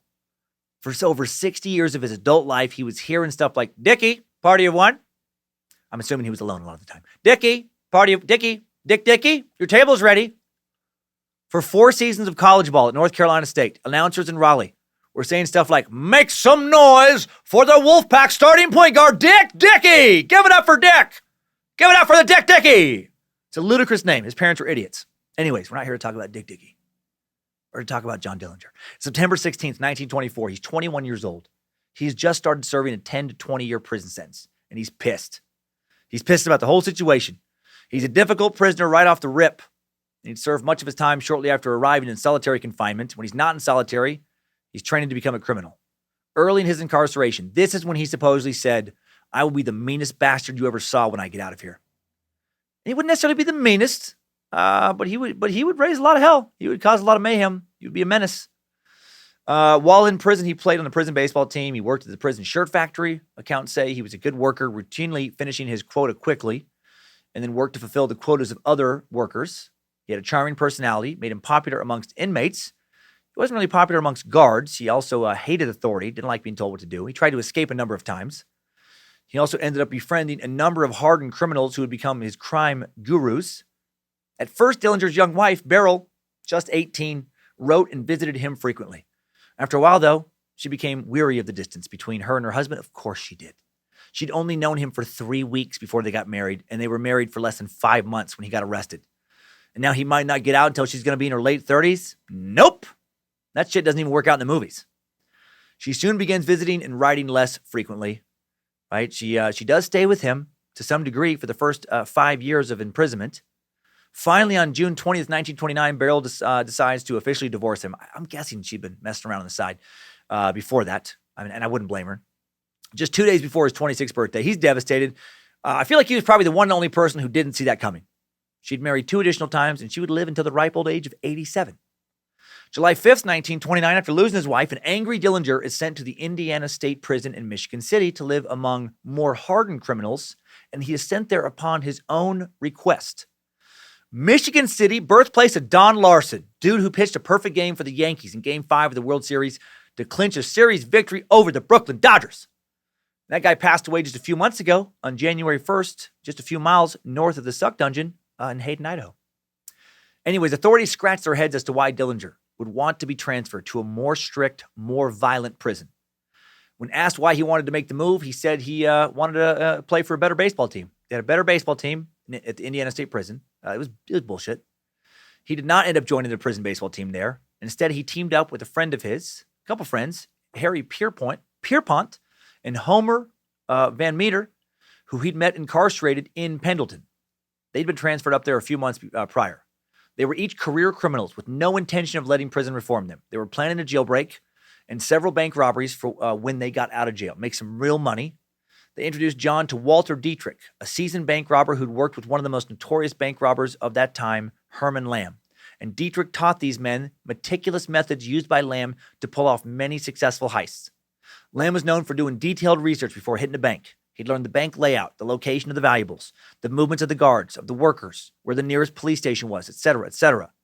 He wasn't just barging in with a gun demanding money. He was a student of the game. Fucked up game, to be sure. Especially in the days when I said, earlier that, banks weren't guaranteed and these guys were essentially just stealing from the customers. But, he did take his craft seriously. Pierpont and Van Meter had the knowledge and the plans in place for some big robberies, but they still needed to actually, get out of jail to go ahead with their perfectly crafted robberies. To do that, they need a man on the outside to outfit them with guns, money, the bankroll to escape. John had a significantly smaller sentence than his friends and was going to be getting out much earlier than them. Pierpont and Van Meter wanted him to be that man. You break us out, we'll make you a lot of money, kid. John was all about it. Despite his first heist going very wrong, he wanted to double down on his choice to be a bank robber, to rob, to be a criminal. He was committed to being a gangster once he got out of prison. His new pals informed him of reliable accomplices and safe houses on the outside. They gave him a list of banks and stores that would be great places to rob. A few months after transferring to Indiana State Prison in late October of 29, the stock market crashes. The Great Depression begins. The following spring, April 24th, 1930, the first list of public enemies is published by the Chicago Crime Commission. Al Capone is in first place. Soon, John Dillinger will top the list of America's most wanted men. Also in April, Hollywood's version of Gangster Life captivates the nation in the first of many Depression-era crime movies, Little Caesar. 3.5 years later, March 10th, 1933, Dillinger, after receiving a master's degree in the Indiana State Prison in Michigan City, is paroled. When he leaves, one of the few possessions he leaves prison with is a map supplied by his fellow inmates of prospective robbery sites. Man, nice. Leaving prison with the mind on crime. Kind of messes up the whole point of being in prison. His dad couldn't reform him when he was a kid. The state can't reform him now as a man. He'd served 9.5 years of a sentence, and then he walks out into a different world. I can't imagine that. Right? He's a few months shy of 30 now. He's walked out into the world of the Great Depression.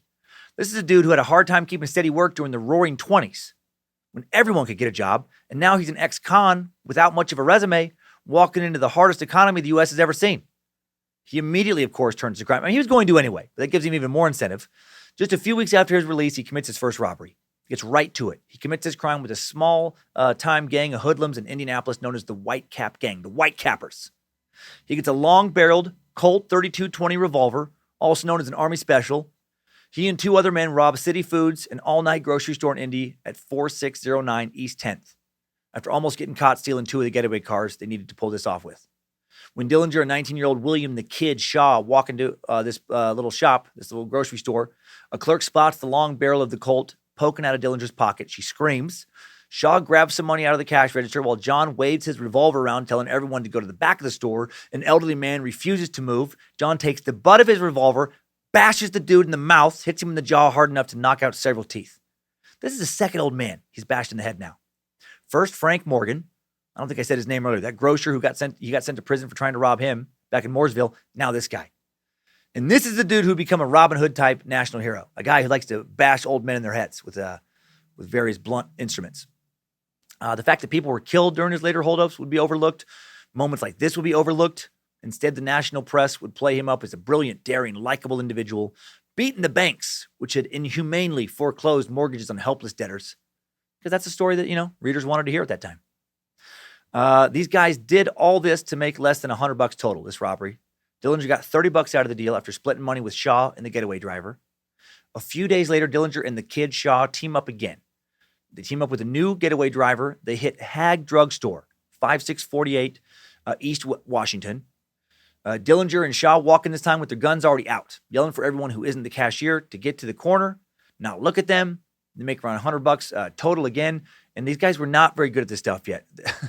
With this robbery, Shaw got really pissed at some of the people who were put in the corner for looking at him because he kept telling them to turn around. And then he'd go back to trying to get some money out of the cashier and he'd look around and they'd be like back facing him. And then he almost like shot some of them. He was like, turn around. He finally realizes that he is yelling, turn around. They would turn around one way. And then Dillinger is also yelling, turn around. And they would turn back around. So they're just fucking spinning around in circles trying to listen to both these fucking idiots. A few days later, they hit a Kroger grocery store at 3512 North College Street. Kroger grocery stores, man, they've been around since 1883. They only make a couple bucks this time because Shaw's White Cappers had already robbed this store just a few days before. And now money collectors are coming a few times a day to take the cash to a safe. And Dillinger's pissed. He'd asked them, are you sure you hadn't robbed this place? And they're like, no. Then they go to rob it. Oh, yeah, I guess we did a few days ago. Sorry, I forgot. John's getting sick of these small time, little hits. On June 22nd, 1933, Dillinger's 30th birthday, he and Shaw go to Case a Bank. He wants to hit a bank, but it's boarded up. This bank was a victim of the Great Depression. So they're like, shit. Okay. So they go to a fruit market instead on 10th and Bell Fountain.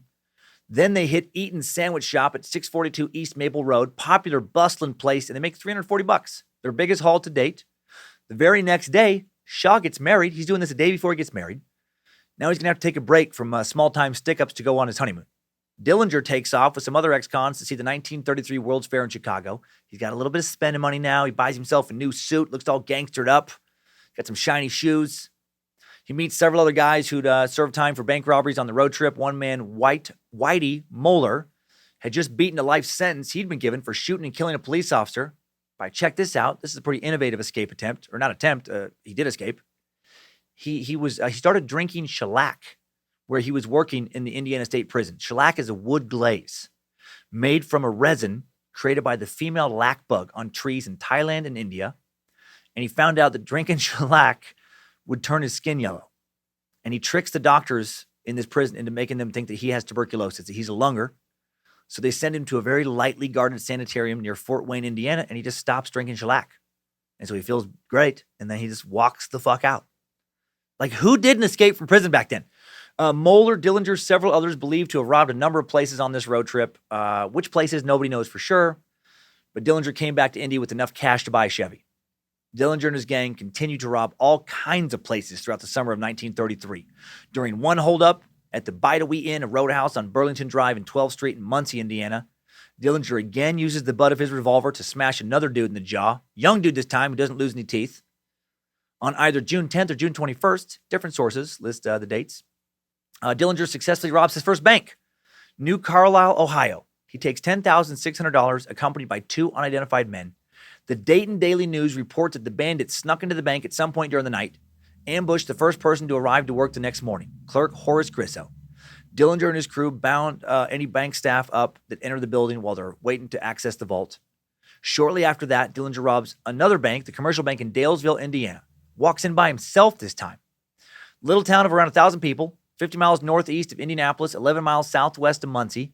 When the teller tells him she doesn't have the key to open the door between the lobby and the bank's caged working area, Dillinger quickly and gracefully springs over the 6-foot barrier.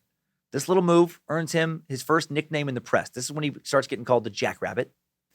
Not known how much he got. Some think around $3,500. The teller said he scooped several handfuls of cash into a sack. He took a valuable coin collection and 3 diamond rings that belonged to the daughter of another cashier, another teller, who dropped them off earlier when she went to play tennis so they would be safe. So that sucks. When Dillinger gets back to Indy, he finds out that his first robbery partner, William the Kid Shaw, isn't going to be a partner anymore. He's been arrested for some of their earlier robberies, and he gets a 10-year prison sentence. This arrest does not deter Dillinger from committing more robberies one bit. He's got a taste for it now, and he wants to put together a more experienced gang to pull off bigger heists. Right? He's got to save up enough money to break out those dudes from prison earlier. They're going to get him the big jobs. So with a variety of dirtbags, he robs more banks across Indiana as the summer of 33 continues. In one holdup, in a moment of anger, he pulls the trigger on a teller, and miraculously the gun jams, so he almost tries to kill somebody this summer. Or he does try to kill somebody, almost kills him. He also gets better at robbing banks throughout the summer. He doesn't just always barge in and demand money. He starts doing stuff like pretending to be a sales representative for a company that sells bank alarm systems. He reportedly entered a number of Indiana and Ohio banks and used this ruse to access their security systems and bank vaults, to case him out before he robbed him later. Another time, he and the crew he's with pretend to be part of a film company, scouting locations for a bank robbery scene. Bystanders stand and smile as a real robbery ensues, and then they really take the loot. Stories like this increase his growing legend. On July 26, before the press knows that the Jackrabbit is John Dillinger, he returns home to Mooresville to visit his dad and hears that his parole officer, Frank Hope, plans to have him arrested for a variety of parole violations. Hope orders surveillance of John's sister Audrey's home in Indy and other locations. On August 4th, John robs the Montpelier National Bank in Montpelier, Indiana for $6,700. He doesn't care that he's on parole violation. A few days later, Dillinger is tied to a number of bank robberies by an ex-Pinkerton detective, Forrest C. Huntington, who's been working for a security association, working for a variety of Indiana banks. He interviews a number of men associated with Dillinger, including William the Kid Shaw, and now the Jackrabbit is known to be John Dillinger. And now John Dillinger is one of Indiana's most wanted men. On August 10th, Hoover's Bureau of Investigation is expanded, renamed the Division of Investigation. Also on the 10th, Indiana State Police put out an APB, all points bulletin, looking for John Dillinger and a few of his associates, right? They're looking for this guy specifically now. 4 days later, 10 days after the Montpelier heist, Dillinger and some of his crew robbed the Bluffton Bank in Bluffton, Ohio for $6,000. Police in Ohio are now looking for John Dillinger. 3 weeks later, September 6th, at the Massachusetts Avenue Bank in Indianapolis, Dillinger makes off with $21,000. He's getting some, bigger jobs now. He has enough money now to break out some of his friends from the Indiana State Prison, those guys who taught him how to rob banks for real money. Homer Van Meter had already been released in May of that year, so he doesn't have to break him out. But he wants to break out Harry Pierpont and a few other members of Harry's gang. He wants to put together a dream team of bank robbers and take things even further. And think about how insane this plan is. He's robbing banks to save up enough money to bust a bunch of people out of prison to rob bigger banks. Just to even have the balls to want to try to pull that off. He wants to take things further, and he's already taken things pretty damn far. By the end of the summer of 33, Dillinger becoming pretty famous. He and his boys are starting to rob banks in a more theatrical manner, posing as alarm system reps, like film crews. Like I said, they begun to gain a glamorous reputation as law enforcement agents try to catch them and start making these guys look pretty inept. They dress well. The media plays them up as daring depression heroes, and the public eats this shit up. Then on September 22nd, John's criminal career almost comes to a halt. This next sequence of events is so nuts to me. He gets arrested on September 22nd in connection with the Bluffton robbery in Ohio that he committed on August 14th, because the police receive a tip about his whereabouts from the landlady of an old girlfriend that he'd recently visited in Dayton, Ohio. He's jailed in Lima, Ohio, where he is sent to the Allen County Jail to await trial. After searching him before letting him into the prison, the police discover a document that appears to be a prison escape plan. He won't tell them what it's about. Luckily for Dillinger, just before being arrested, he had helped put a plan in motion for the escape of Pierpont and Pierpont's other gang members, including 7 other guys he'd previously met in prison, most of whom who worked in the prison laundry back in Indiana. And he put that plan in motion. John used some of his money from the bank heist to buy weapons and bribe key figures at the Indiana prison just days before he's arrested in Ohio. He smuggled 7 .45 caliber pistols into the prison in a barrel of thread meant for the on-site shirt factory. Then 4 days after he gets arrested in Ohio, on September 26th, being loyal to the guys he'd met in prison previously pays off big time. They do escape. Harry Pierpont and Russell Clark tell the shirt factory superintendent, George Stevens, he was needed in the basement. They get him down there. He's jumped by the rest of the gang and taken hostage. Walter Dietrich then goes and finds Deputy Superintendent Albert E. Evans, claims he's needed to help break up a fight in the factory basement. Evans also jumped by the gang, becomes their second hostage. Pierpont had been harshly disciplined by Evans during his stay at the prison. He used this opportunity to get some shots in on him. He has to actually be pulled off before he goes too far and ends up killing the guy, and fucking up their plans for escape. Foreman Dudley Triplett happens to be heading to the basement for supplies. Although this is not part of their original plan, he's taken hostage. Right now they got 3. The men make Stevens lead the way through the prison. They conceal their guns under stacks of shirts, slowly make their way through. The rest of the guards and prisoners don't even seem to notice what's going on. There's 4 gates standing between these guys and their freedom. At the first gate, Stevens tells the guard, Frank Swanson, to let this party through or they will kill him, right? They got guns. Swanson becomes another hostage. The gang goes through the second gate in the same manner. More threats of violent death. At the third gate, they use a metal shaft they'd taken from the factory as a battering ram, open the door themselves. Guard Fred Wellnitz is then badly beaten until another guard, Guy Burklow, opens the outer final gate of the prison. The men and their hostages are now in the lobby of the prison's administration building. Their gang herds 8 prison workers into the prison vaults. Joe Burns, one of the people escaping, shoots 72-year-old prison employee Finley Carson twice for not moving his ass fast enough. At that moment, hearing the gunshots, the warden, Lewis E. Kunkel, comes into the lobby. He's made to join the rest of the workers in the vaults. He's locked in there. And then the gang just walk out the front door. Just fucking leave. This is like a maximum security prison. While it's difficult to know 100% who exactly escaped, it's likely thought that it was Harry Pierpont, Charles Makeley, Russell Clark, Edward Schaus, John Red Hamilton, Walter Dietrich, James Oklahoma Jack Clark, Joseph Fox, Joe Burns, and Jim Jenkins. These men, along with Harry Copeland, would soon become known as the first Dillinger Gang. After walking out the front door of the prison, Dietrich, James, Clark, Fox, and Burns went one way. They immediately run into Sheriff Charles Neal, who had just performed a prison intake in the administration building. The men overpower him, steal his weapons, take him hostage, force him to drive them away from the prison. They abandon the sheriff's car near Wheeler, Indiana, steal another vehicle. That blows a tire. So now they're on foot, lost in a dense forest. Eventually, the group begins to see their hostage, Sheriff Neal, as a liability, as a burden. They fight over what to do with him. James Clark also becoming a burden, complaining about stomach problems. Neal and Clark split off from the group. Clark releases Neal in Gary, Indiana, and the lawman immediately has Clark arrested and sent back to prison. Guess he should have shut the fuck up about his stomach. When you're breaking out of prison, no one wants to hear you whining about a tummy ache. Pierpont, Russell Clark, Ed Schaus, John Hamilton, Charles Makeley, Jim Jenkins, they all go in another direction. They escape.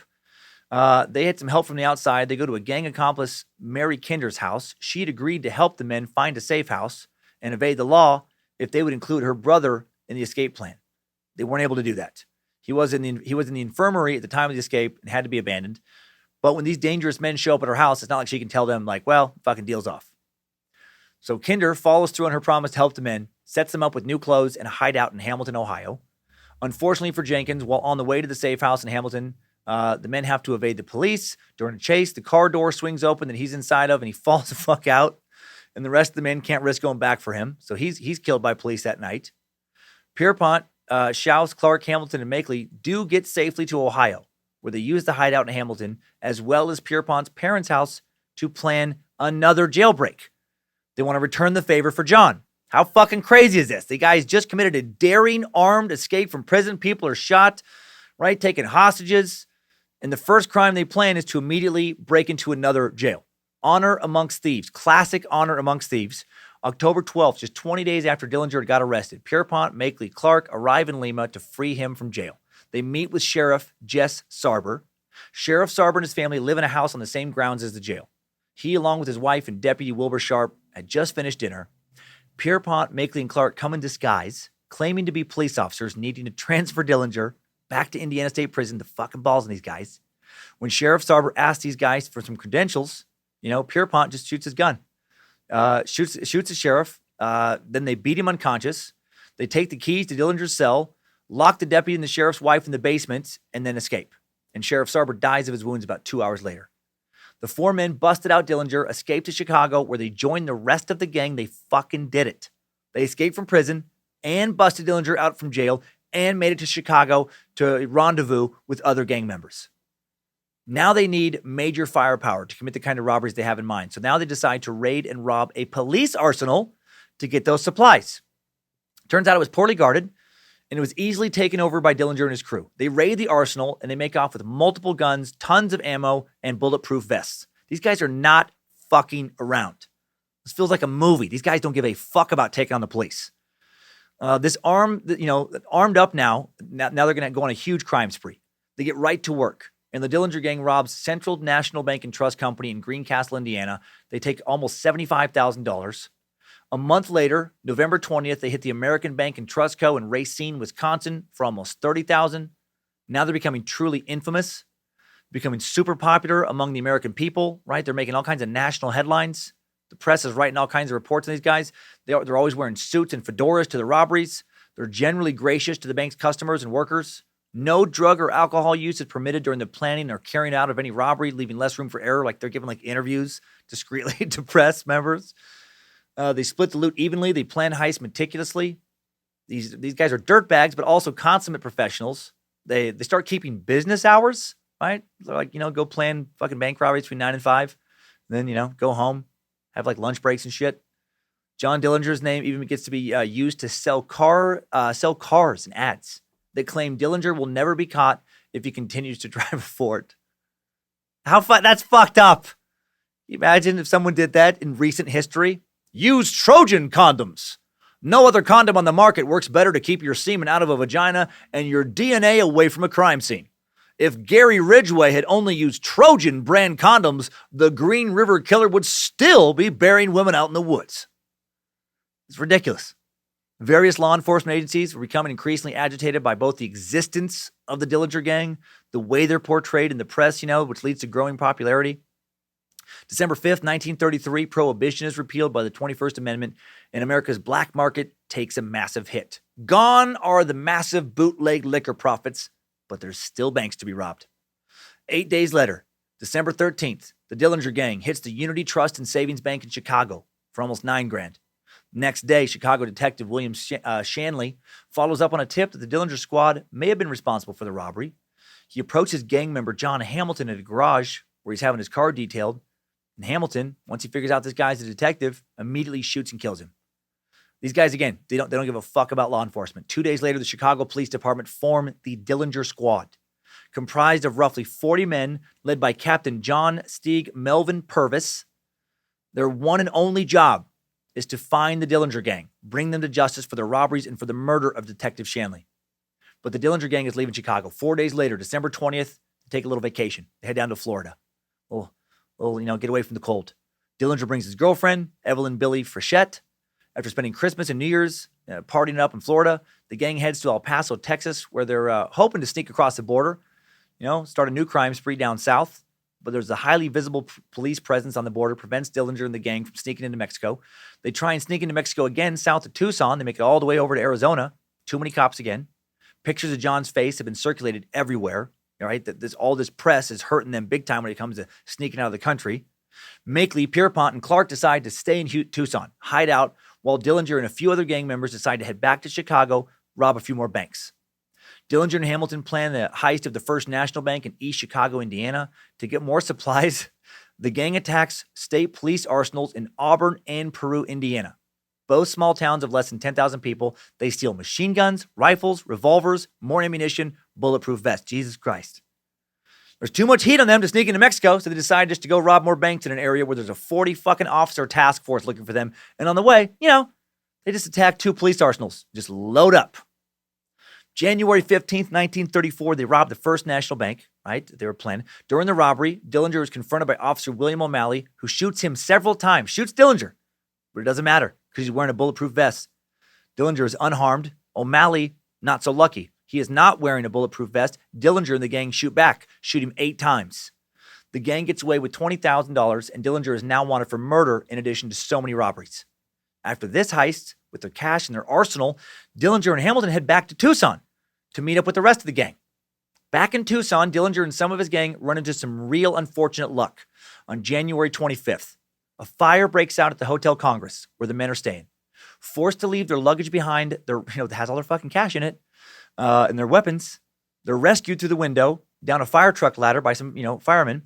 Gang member Charles Makeley tips a couple of firemen $12 to climb back up and get their luggage. According to the firefighters, they get a good look at several members of Dillinger's gang while they're doing this. They later recognize Makeley and another member while thumbing through a copy of True Detective and inform the police, who promptly arrest 5 members of the gang, including Dillinger. The police find them in possession of over $25,000 in cash, 3 machine guns. Oh, no, I'm sorry. 3 submachine guns, 5 machine guns. Tucson celebrates this historic arrest to this day. They have their annual Dillinger Days Festival, the highlight of which is a reenactment of the arrest. It was just celebrated this past January 18th and 19th at the Hotel Congress, which is still there. After their arrest, the men are extradited to Indiana to stand trial. They're held in the Crown Point Jail. Dillinger charged with murder of that police officer in East Chicago. The police boast to area newspapers that this jail is escape-proof. They post extra guards to make sure Dillinger doesn't get out. A debate ensues between all the states where the men were wanted criminals, since the gang had hit banks in Ohio, Indiana, Wisconsin, right, Illinois. All these states want to, want to piece these guys.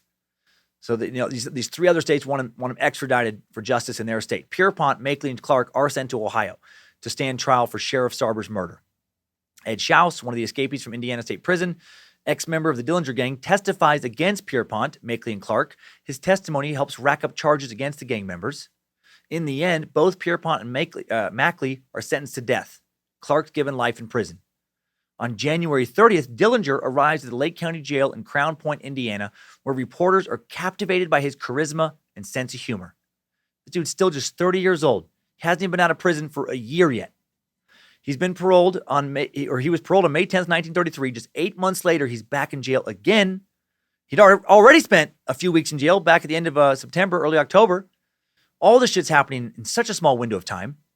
At this new jail, Dillinger poses for a photo with several members of local law enforcement, including prosecutor Robert Eastle, places his arm on Eastle's shoulder, and that scandalous photo will eventually ruin Eastle's career.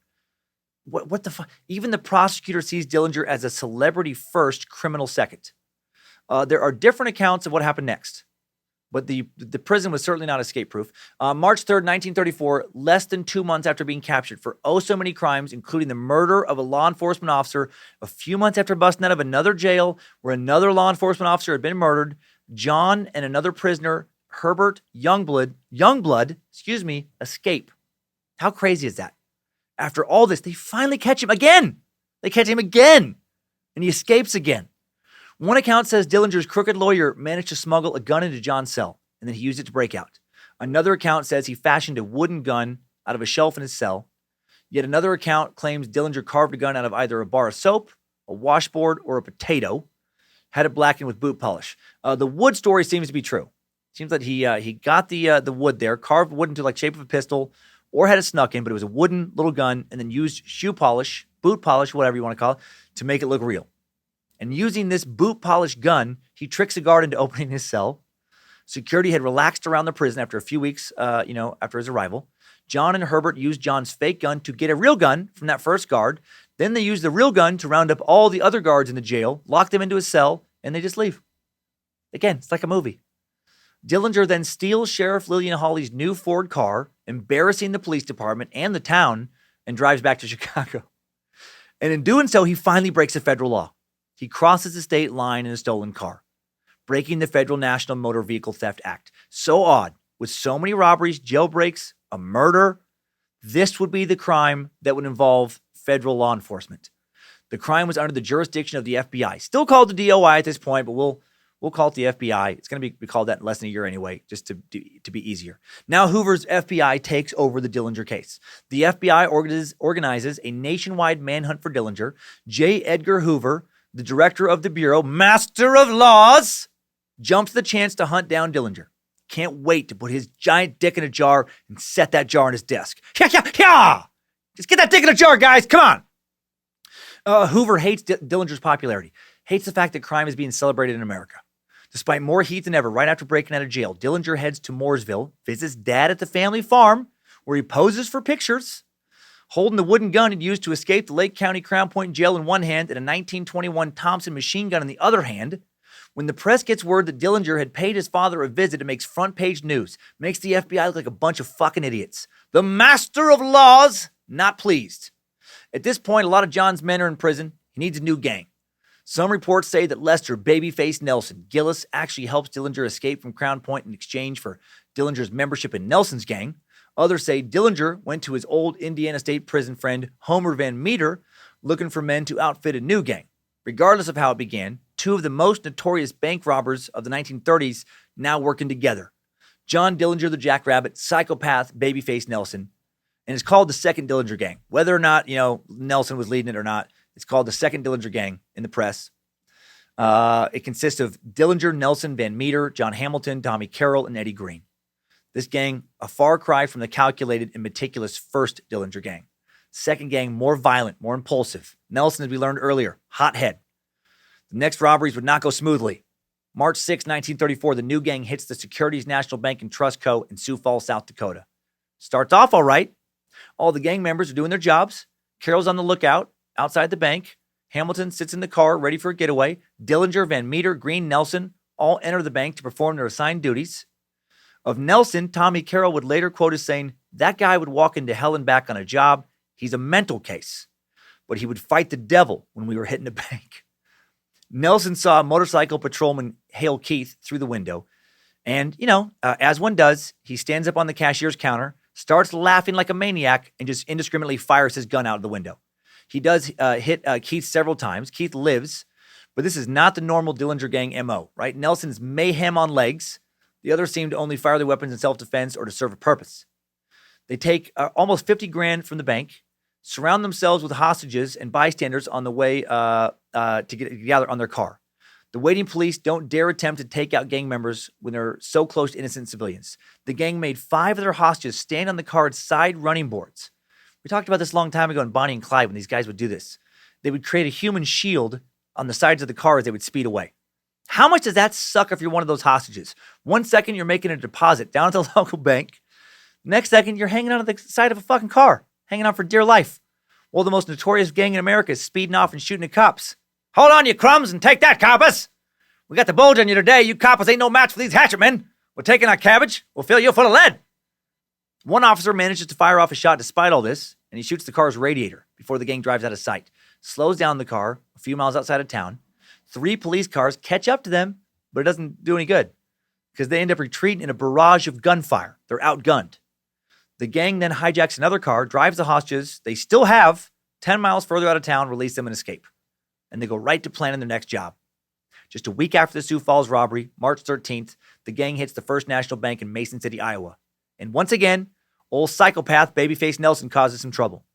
He, Carroll, and Dillinger stationed outside the bank while the other men go in to collect the money. Then Nelson goes berserk. He starts firing wildly in different directions for no obvious reason. He ends up hitting a bystander. R.L. James, like he's again just laughing like a crazy person. He is a crazy person. Later, when Hamilton comes out of the bank, he's enraged to see another innocent person wounded. Nelson, lying, claims that he thought the man was an officer. Meanwhile, an actual officer who's off duty, James Buchanan, sees what's happened at the bank, and he grabs a sawed-off shotgun and takes cover nearby. He doesn't want to fire into the crowd that has gathered to watch the robbery, so he just trades insults with Dillinger, who's guarding the bank door. Eventually, Buchanan says something that pisses Dillinger off, and he pulls his .38 pistol from his pocket and fires, barely missing Buchanan. Then Carroll fires his weapon at an oncoming car that quickly backs up and flees the scene. It's becoming chaotic. All this gunfire catches the attention of Judge John C. Shipley, who is working in his third-floor office above the bank. He appears at the window to see what the hell the commotion is. Dillinger fires on the window, right? Warns Shipley to stay out of it. Shipley goes to his desk, gets a pistol, comes back, shoots Dillinger in the shoulder. After the men flee with $52,000, Shipley fires again, hits another gang member in the shoulder, Hamilton. This guy was a shoulder sharpshooting son of a bitch. Nobody shoots a shoulder like Judge Shipley. Shipley, the shoulder shooter. Like the Sioux Falls robbery, the gang manages to get away thanks to a human shield of hostages. Dillinger and Hamilton visit a man named Dr. Niels Mortensen in the middle of the night to have their wounds attended to. 3 days later, Herbert Youngblood, the guy Dillinger had escaped with the wooden gun, shot and killed by police in Port Huron, Michigan. Just wanted to end his story. A week after the Mason City robbery, on March 20th, Dillinger moves into the Lincoln Court Apartments in St. Paul, Minnesota with his girlfriend, Evelyn Billy Frechette. The couple uses the aliases Mr. and Mrs. Carl T. Hellman. The Lincoln Court landlady, Daisy Coffey, immediately suspicious. Dillinger and his girl immediately start throwing loud parties that would last all night, frequently visited by other suspicious people. Dillinger, very bad at laying low. Eventually, Coffey decides to let the Minnesota branch of the Bureau of Investigation, right, the FBI, essentially know of the odd happenings in the apartment. Lincoln Court was then put under surveillance by federal agent Rufus Coulter and another federal agent, Rusty Knowles. Man, so close to Rusty Nails. Weird.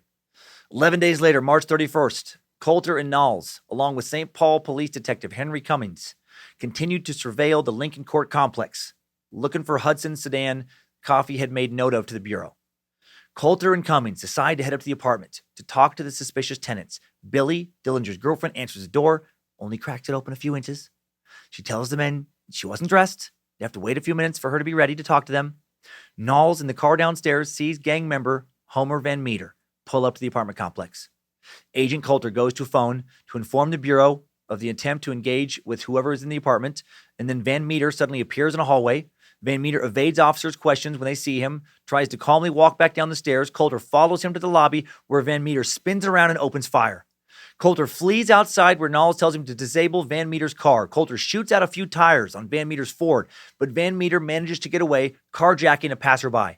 Meanwhile, Billy has realized that the men at the door are law enforcement. Obviously, at this time, she's told Dillinger they've been found. After hearing Van Meter's shots from the lobby, Dillinger fires through the door of his apartment in the hallway where Cummins still stood.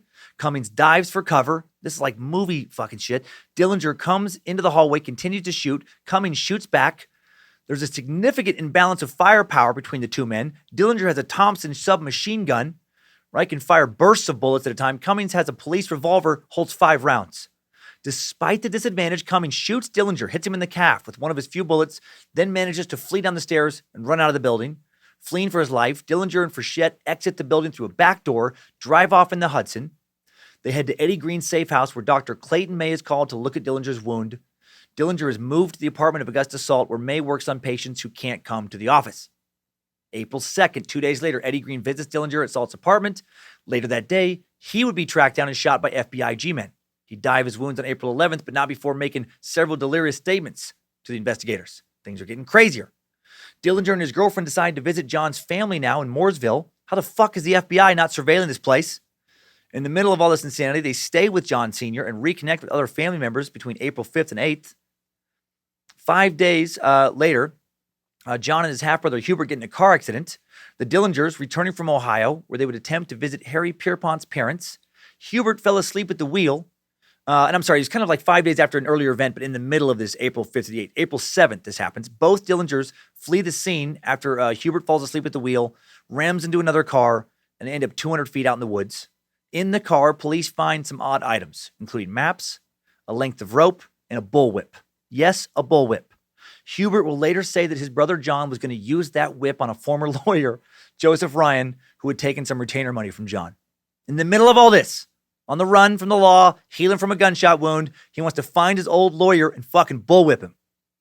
2 days later, April 9th, John and Billy drive to Chicago to meet up with friends of the Dillinger gang, hoping they could find another safe house. A man Dillinger had worked with in the past, an underworld figure, Larry Strong, promises to help him. Larry sends him to his tavern to await details. Billy enters first to make sure it's safe for John. It's not. Strong had turned against Dillinger, and police officers were inside the tavern waiting for him. Billy is captured by special agents. John becomes frantic, panics, runs off. He can't help her. Dillinger immediately hires his lawyer, Louis Paquette, not the guy he was going to fucking whip, to take on her case. Meets with him often over the next 2 days to discuss it. Billy is fined $1,000, sentenced to 2 years in prison for harboring a fugitive. Dillinger pays her fine, though Paquette claims the money comes from Billy's sister. As the very fugitive Billy is in trouble for harboring, paying the fine, she incurred for harboring him would not, obviously look good for her. John now desperately wants to break Billy out of prison, even going as far as casing the prison to get a feel for the layout, and robbing another police arsenal in Warsaw, Indiana, with Van Meter to acquire more guns. These guys love to get more guns. John is talked out of it by Billy herself. All right, please, just let me serve the time. The gang, along with their wives and girlfriends, decides it would be best to go into hiding. April 20th. The whole of the remaining second Dillinger gang, Dillinger, Van Meter, Babyface Nelson, Carol, Hamilton, their wives and girlfriends, gang errand runner Pat Riley, check into the Little Bohemia Lodge in Manitowish Waters, Wisconsin. They'd hoped to have a nice quiet weekend of food and cards, but that wasn't the way things would work out.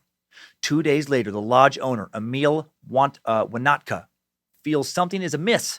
During a game of cards, he's playing with Dillinger, Nelson, and Hamilton. He thinks it's weird how whenever he wins a hand, Nelson and Dillinger put guns against his head and say stuff like, "Ha! Looks like you lost again, Emil. Bad luck. You got some real bad luck, you dirty crumb." He's like, I don't remember that being in the rules. No, he notices when Dillinger wins a hand and Dillinger stands up to collect his winnings, he's got a shoulder holster. Starts looking around, sees that everybody's armed. While out of town the next day, Emil's wife tells a friend, Harry Voss, that she thinks the Dillinger gang is staying at their fucking hotel. Voss calls the federal agents to fill them in on the situation. Agent Melvin Purvis, not wanting to waste any time or let the gang get away, immediately mobilizes a team to fly from Chicago to Wisconsin, right? He's part of that task force, that 40-man team. The team plans on simply sneaking up to the lodge, taking the gang by surprise. There weren't many roads into the lodge. The building's backed out onto a lake, so Purvis assumes there's not going to be that many ways for gang members to escape the raid. This is the very early days of the Bureau. There's not very many protocols to follow this, for this type of raid. No roadblocks have been set up. Local authorities were not informed. The agents were not completely sure of the layout or the lodge or who exactly was meant to even be in there, so they don't go in very prepared. That night, the Little Bohemia Lodge is having a dinner special that attracts around 75 people. Some guests are still leaving just as agents show up. A car leaving the lodge approaches the agents, who shout at the driver to stop and identify himself. The men in the car, John Hoffman, Eugene Bosno, John Morris, don't hear the command because they got the radio cranked up. They're having an animated conversation, and the agents open fire on these poor bastards, right? They kill one of them, wound 2 others. These 3 guys, totally innocent, no connection to the gang. John Hoffman was a local man. Eugene and John Morris were 2 civilian conservation corps workers in town for a job that all come to take advantage of dollar dinner night, and they end up getting shot to pieces. Hearing the gunfire, gang member Pat Riley and his girlfriend, Pat Sherrington, who are returning from an errand Riley was running for Van Meter, they make a hasty break for freedom. Agents shoot at Riley and Sherrington, but they manage to get away, and now all hell breaks loose. Sunday! The Dillinger gang takes on the G-Men at the Little Bohemia Lodge in Manitowish Waters, Wisconsin. John, double donkey dick plus a pogo stick Dillinger. George, babyface, please have a drink and put the gun down, psychopath Nelson. Take on some agents about to be standing in some real deep shit for shooting the wrong 3 men. We'll sell you the whole seat, but you'll only need the edge. It really is a fucking showdown. Gunfire erupts between Dillinger's gang and the G-Men. Tommy guns blazing. Tommy guns are blazing. Diners are screaming. People are flying for cover. Glass is shattering. And then somehow the whole gang manages to escape, despite the FBI's effort to surround and storm the lodge. Everybody gets away. Federal agent W.C. Carter Baum, shot dead by Babyface Nelson during the gun battle. One gang member, John Hamilton, does get shot during the escape, dies of his wounds a few days later on the 27th. He's buried in a gravel pit in Oswego, Illinois, by Dillinger, Van Meter, and friends. The raid on the Little Bohemia Lodge, catastrophic for the Bureau, for Hoover and Purvis personally. With one Bureau agent, one civilian dead, many others wounded, no gang members in custody, it was a disaster. Many call for Hoover's resignation and Purvis's suspension. Down with the master of laws. Nobody sucks like Hoover. The heat is on like never before. The entire country now looking for Dillinger. Hamilton has just died. Nelson is yet to return from his escape after Little Bohemia. This leaves Dillinger, Van Meter, and Carroll to have to scrounge up some money to evade the law by themselves. So guess how they raise that money? They rob a bank. Van Meter knows of a town in Ohio that was unlike their usual hits. They probably wouldn't even be suspected. Fostoria was a railroad town of about 12,000, home of Major League Baseball player, 1969 All-Star pitcher Grant Jackson, winning pitcher for the Pittsburgh Pirates in Game 7 of the 79 World Series. Better pro athlete than Dick Dickey, but a man with a much more boring name, so I won't keep going on about him. Fostoria had about 140 trains slowly making their way through the center of town on a daily basis. Meticulous bank robbers like Herman Lamb would never plan a heist in a town that was practically inescapable. This would be one of their most dangerous robberies. The men had learned to work in a 5 or 6-man team. Now they have 3. They can't do a test run. They don't know the layout. They just know that the town's covered in train tracks where a train could block their escape route at any turn. But the men need money. And as Van Meter said, if they pulled it off, they probably wouldn't even be suspected. Carroll's the getaway driver, leaving Dillinger and Van Meter to go in alone. They're used to having a lookout to the door and at least one other man in the building for crowd control. Not having cased the bank beforehand, the men don't even know that there are 2 more exits inside the bank. One going to a jeweler store, one to a drugstore. Would-be hostage Frances Hilliard manages to use one of these escapes to just escape the robbery. She runs to find Frank Culp, the chief of police. As Culp enters, he's spotted by Van Meter, who shoots at him, hitting him in the chest with his machine gun. Carroll hears shots from down the street where he waits in the getaway car. He gets out, begins firing wildly in the direction of the bank. Shit's getting more violent and messy with these guys. 2 civilians, Robert Shields and R.W. Powley, they're hit by the barrage. More townspeople come out now, people who usually would delight to watch a bank robbery. They see these outlaws, they start shooting at them. Using their favorite escape tactic, Van Meter and Dillinger take 2 hostages, Bill Dobb and Ruth Harris, force them to accompany them outside, stand on the running boards of the car, use them as human shields until they get safely out of town. They did manage to steal over $17,000. And at first, no one thought it was a Dillinger gang. Dillinger and Van Meter buy a red Ford with some of their heist money, use it as a mobile safe house. They outfit it with mattresses in the back of the truck, live in it for several weeks, splitting time between the truck and a dilapidated shack in the woods. Rugged times for America's most notorious bank robbers. On May 18th, partially in response to Dillinger, U.S. President FDR signs a bill giving more power to the federal government to fight crime. For the first time, laws grant powerful rights to the agents of the federal government.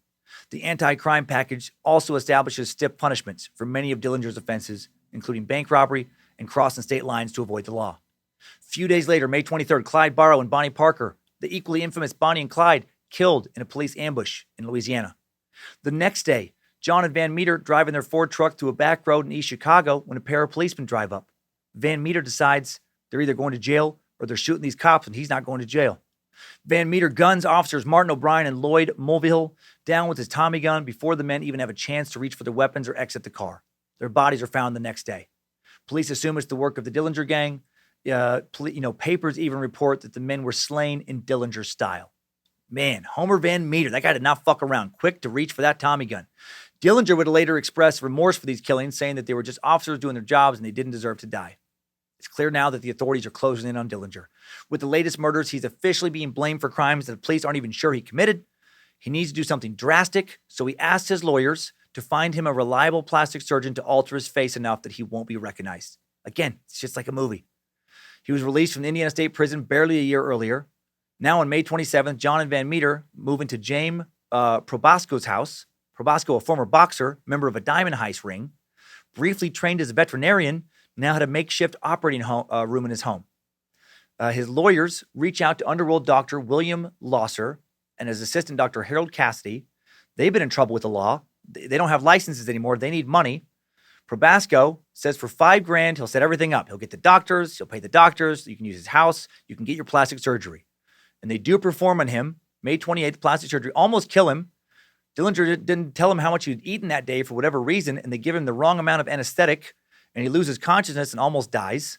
They bring you back via CPR and then still perform surgery, and it's brutal. He keeps waking up from the anesthesia not being right. He keeps vomiting from an ether overdose and the pure shock of being awake during the surgery. Over the course of several hours, they remove 3 moles, give him a rudimentary facelift, and fill in his cleft chin. Later, once the swelling goes down, Dillinger allegedly says, I don't even look any different than I did.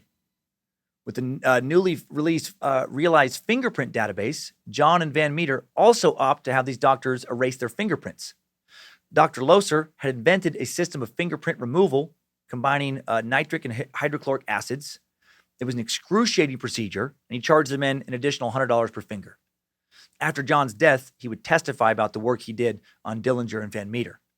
So now by the summer of 1934, Dillinger had dropped completely out of sight. He's got a new look. FBI have no leads to follow. If he could have kept his head down, he might have actually gotten away with all this.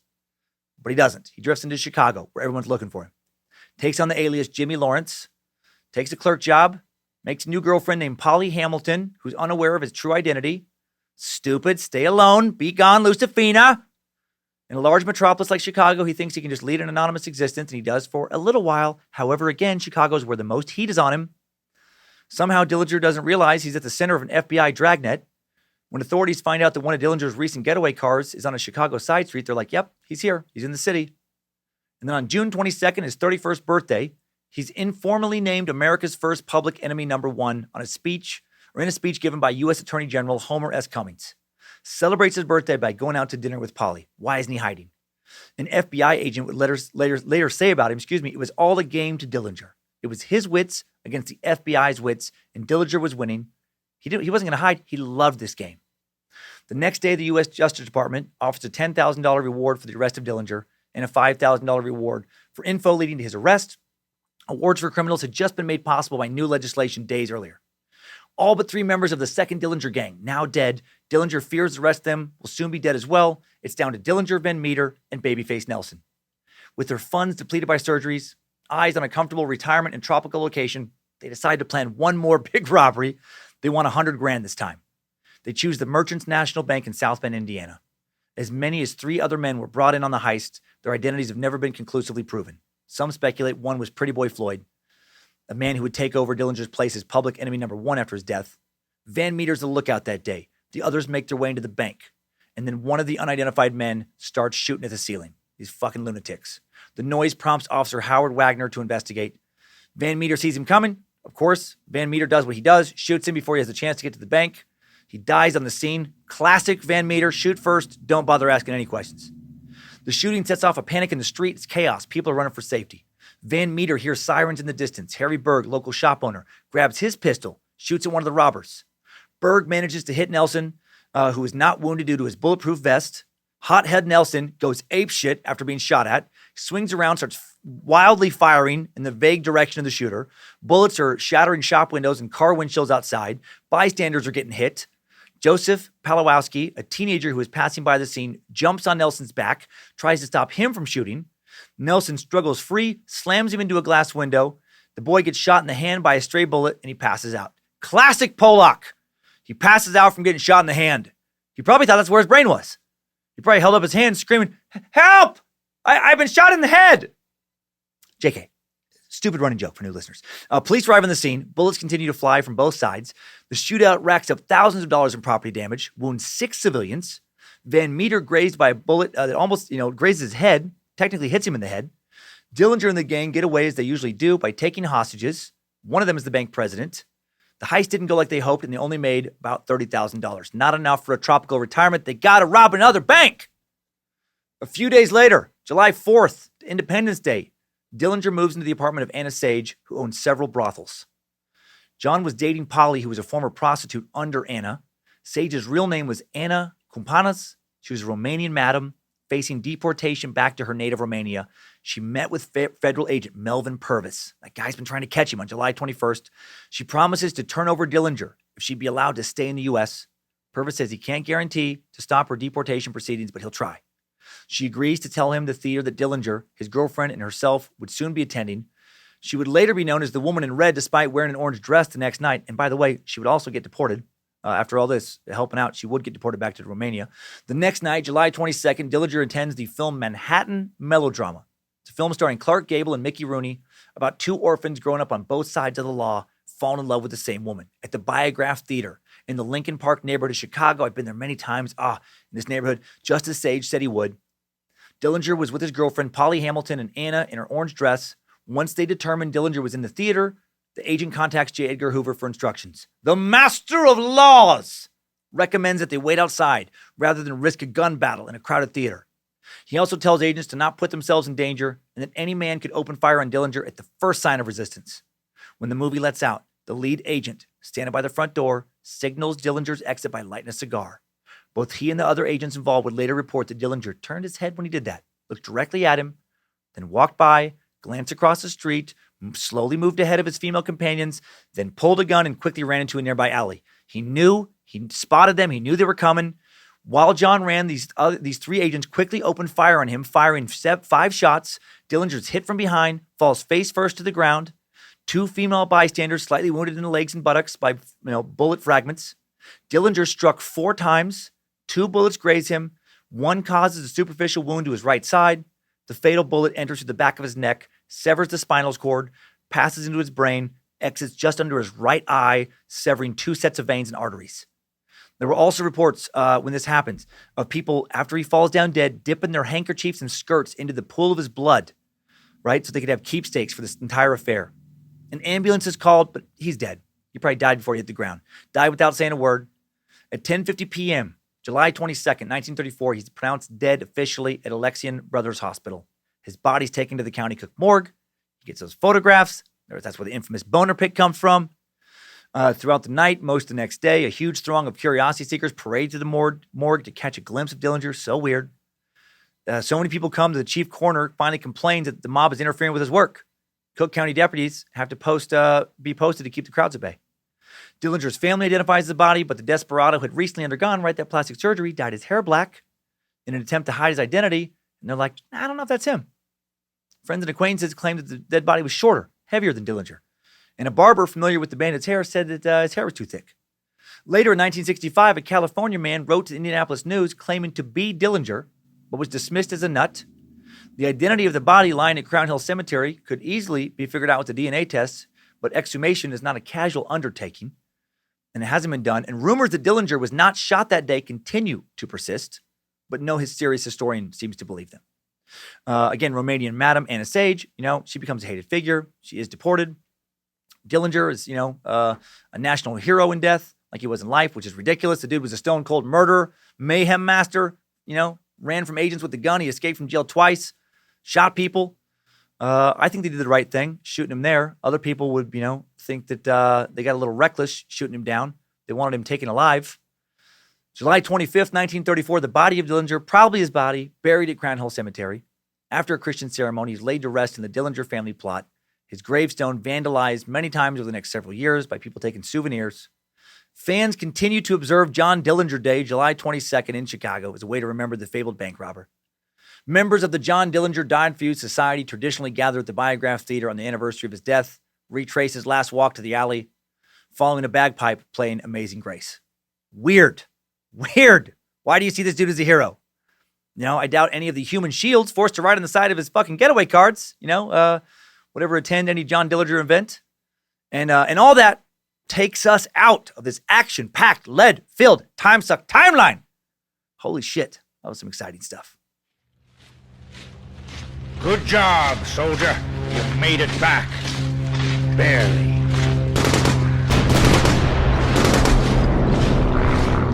It's a pretty insane tale. What a crazy life. Despite all you just heard, John Dillinger, not even Indiana's most successful bank robber, though.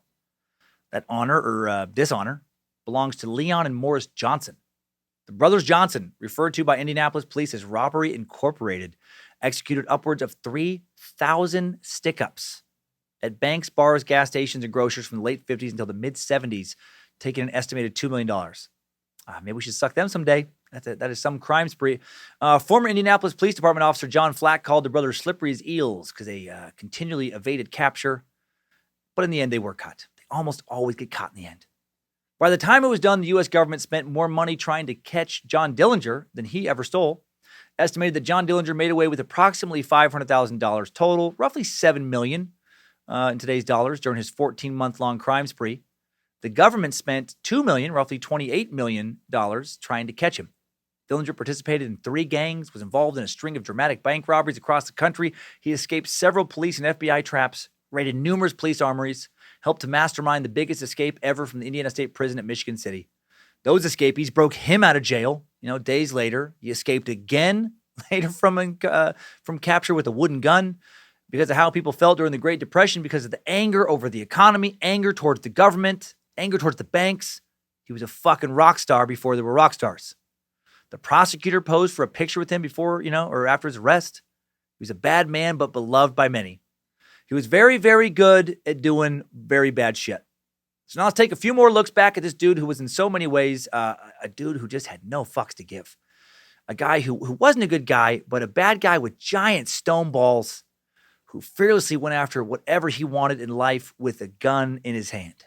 Timesuck Top 5 Takeaways. Number 1, John Dillinger didn't have a giant penis that we know of. But based on, what he did, he may have had to tuck his balls into his boots when he's robbing those banks. May have had some huge-ass balls. Number 2, Richard Gere has killed several gerbils by sticking them up his ass. Stallone was right to call him out on that. It's fucked up. JK, gosh dang. Number 2, John was one of the reasons we have the FBI today. He and his gang and others like Bonnie and Clyde and Babyface Nelson fucked so much shit up across the country that the federal government made a number of monumental changes in interstate policing and procedures. One of the major outcomes was the FBI. Number 3, people always seem to love anti-heroes. Dillinger and his gang kill people, but America still liked them more than the government and law enforcement who were trying to save people from being killed. Why is that? Because we humans are not rational meat stacks, and I think because, we just don't like being told what to do. To a fault sometimes, we don't like being told what to do.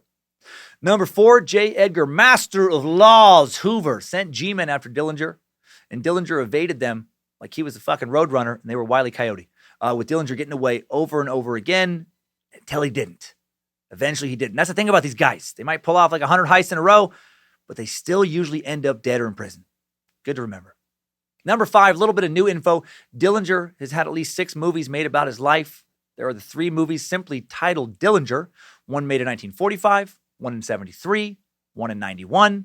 There was also a cheesy 1950s film called Guns Don't Argue, the 1979 film The Lady in Red, and the more recent Public Enemies came out in 2009. Public Enemies stars Johnny Depp as Dillinger.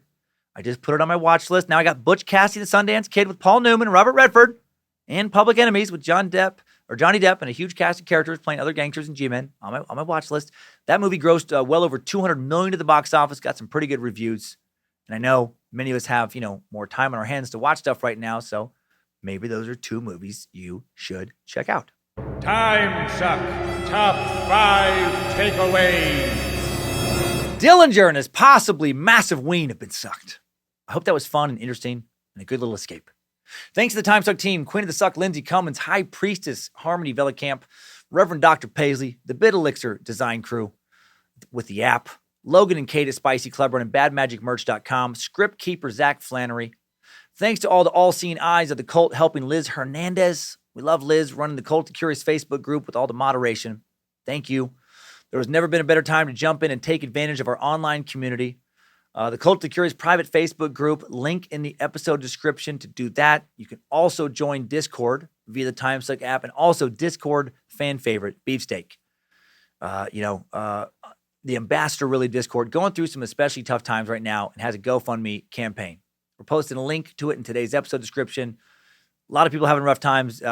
Beefsteak would be having a rough time regardless of the coronavirus situation. So hope you get well soon, Beefsteak.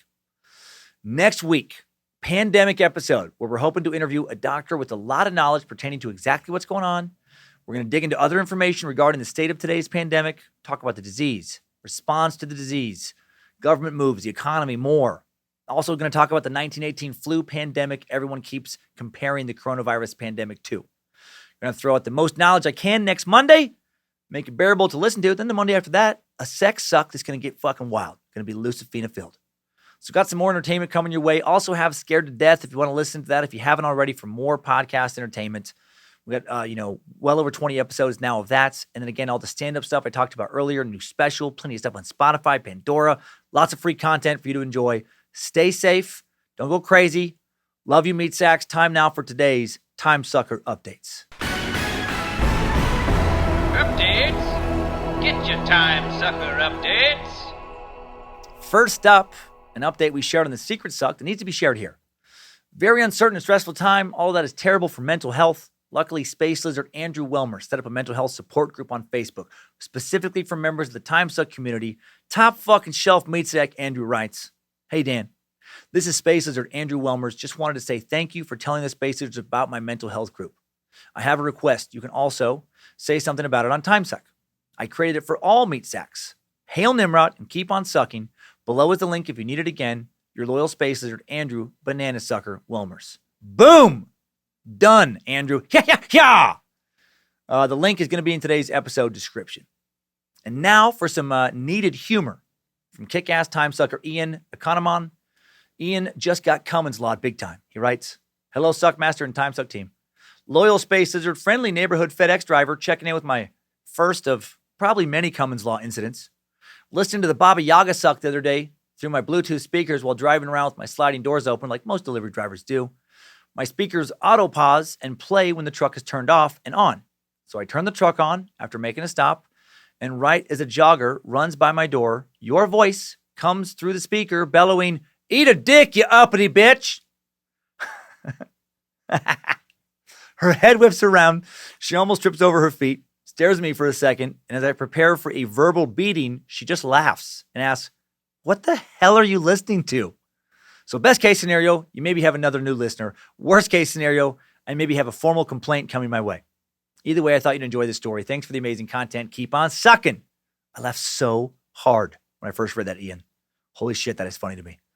I hope she likes the show. And I think even if she doesn't, your job is pretty secure right now. We need delivery drivers right now. Another delivery driver message coming in from magnificent meat sack, BJ Higgins. BJ writes, "I love my Baba." "Hey, motherfucking Suckmaster. After the Baba Yaga episode, I learned the etymology of a family tradition. I come from an Irish-Slovak family. We have always referred to our grandmother as Baba, although being Irish savages, we pronounce it Bubba. The white trash doesn't end there, as a great-grandmother is called Big Bubba. Surprisingly, none of my aunts are keen on the concept of having their name changed to Bubba, so the tradition may die out. Thanks for keeping this mailman entertained as he is soaked by Seattle rain. Suck on, motherfucker." Oh, man, I love it. Big Bubba? What woman doesn't want to be called Big Bubba by everyone in the family? Thanks for sharing that. Thanks for keeping the mail coming right now. So important. Stay safe. Wash those fucking dirty meat paws often and keep on sucking, BJ. Two more messages. Incredible sucker Jackson Compton has been saved from the depths of wackadoodleness by the suck, and I couldn't be happier. Jackson writes, "Hello, Dan of the man of many titles, longtime sucker Jackson here from Northern California. I've been wanting to write you for a long time now, but it is the recent influx of heated emails that have inspired me to reach out. Let me start out by saying that I was very disillusioned with life when I was younger. Not to mention I was doing a decent amount of psychedelics. Acid doesn't tend to aid in thinking critically. Therefore, when I flunked a year and was sent to work at my family's store, I had a ton of questions and not a whole lot of answers. I was 17. I worked with my uncle. His morning routine was to listen to InfoWars and then follow it up with a whole slew of David Icke videos. Sweet. Well, long story shortish, I got in deep. And I mean real deep. I had all of the curiosity and none of the bullshit detector, which made it easier for me to buy into what David was saying wholeheartedly. I watched hours and hours of his videos and bought a couple of his books. So you could say that by the time I started listening to Timesuck, I had gone full lizards are eating our fucking babies wackadoodle. I heard about Timesuck on Pandora when I listened to your stand-up religiously, decided I had to check it out.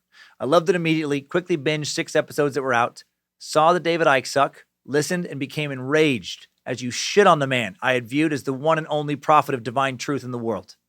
After that, I almost sent you a strongly worded email. So glad I didn't, LOL. Almost stopped listening. But I love the suck so much that I continued to listen, and I put our differences aside, which that part is my favorite part. My favorite part of this whole message. Well, almost. Actually, your transition is my favorite part, but this is a close second. Well, then The Secret Suck came out and I became a space editor immediately. I listened intently as you delved into David Icke's work every week on The Secret Suck and continued to thoroughly debunk it with cold logic and reason. Not just by making fun of him, which is very important because by doing this, you forced me to look at the whole situation with a fresh perspective instead of just becoming offended and writing you off as closed-minded as I did in the past. I wanted to tell you this so you know that your aggressive stance against wackadoodles really changes lives. You pulled me out of a full-on downward spiral that was going nowhere fast. For this, I cannot thank you enough, Dan. You've given me a new lease on life. Now I can focus on the important things without constantly being worried about stupid fucking lizard people. Alien things or whatever. I love you and the Timesuck crew so much. Thank you from the bottom of my heart. Please never stop shitting on these dangerous stupid ideas. Your sucker and powerful reptilian overlord forever, Jackson Compton. P.S. I am still subscribed to David Icke on YouTube, but now it is just for the laughs. Nimrod is so pleased. I love you, Jackson. Woo! Your message gives me hope, man. If you can get away from Icke and Alex Jones and those types in the world, that means more can also leave the fold of those dangerous con men, those fucking fearmongers who ruin lives under the guise of freeing them. That's what I hate about them the most. Is this whole message of like, I'm freeing your mind. I'm freeing you from the matrix. No, you're getting people focused on the wrong shit so they don't improve their lives. And I hate them for doing that. And I love you for sending that message. Stay strong during this insanity. Keep thinking critically, you beautiful son of a bitch. And hail fucking Nimrod. Last message of the week coming in from wonderful sucker Ashley Rogers. Ashley writes about the importance of community. She writes, Dearest Suckmaster, I'm very sad to say I missed your shows in Nashville this weekend because of my coronavirus fears. It was a tough call for me to make. I have been looking forward to this for months. I've heard for years about your giant penis. I heard that during the meet and greet, sometimes you just kind of let it flow down the line like a snake and let various people just touch it and rub it for luck. No, I added that part. So Ashley, she never said that. Ashley Rogers never wrote that part. I started lying after looking forward to this for months.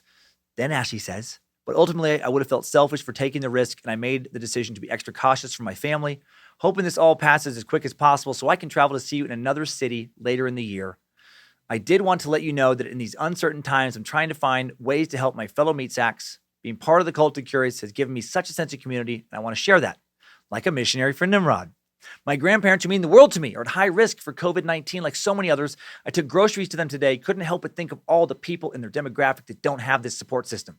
So I created a Facebook group called Helping People at High Risk for COVID-19 to connect people who need to get groceries, supplies, medications, etc. with people who can help them. Please post that in the Facebook Cult of Curious group, by the way.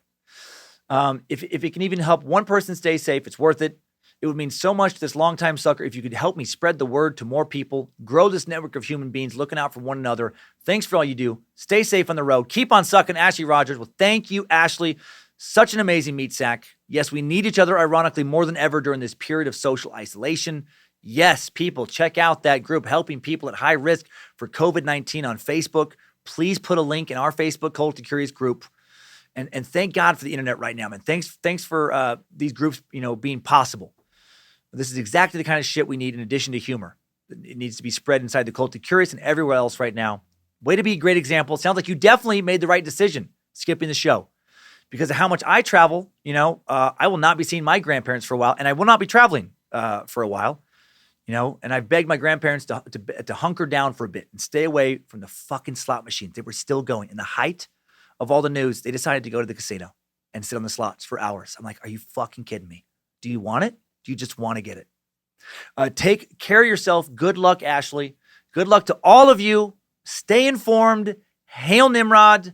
And just try to keep your head up as much as possible, you beautiful, beautiful bastards. Thanks, time suckers. I needed that. We all did. Have the best week you can right now, Spacers. Don't rob any banks, as tempting as that may be. You could get sick. Hard to rob and keep social distance. Luckily, you can keep social distance while you keep on sucking.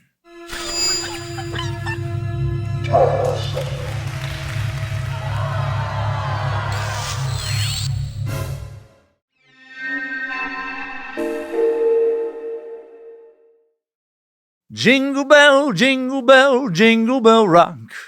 I got 127-inch cock. I throw it over my shoulder and wrap it around my waist, just like Dillinger used to do. making a bunch of silly dick jokes. I should probably stop and get to my home. Why am I doing this when Lindsay's running errands to help our family stay safe?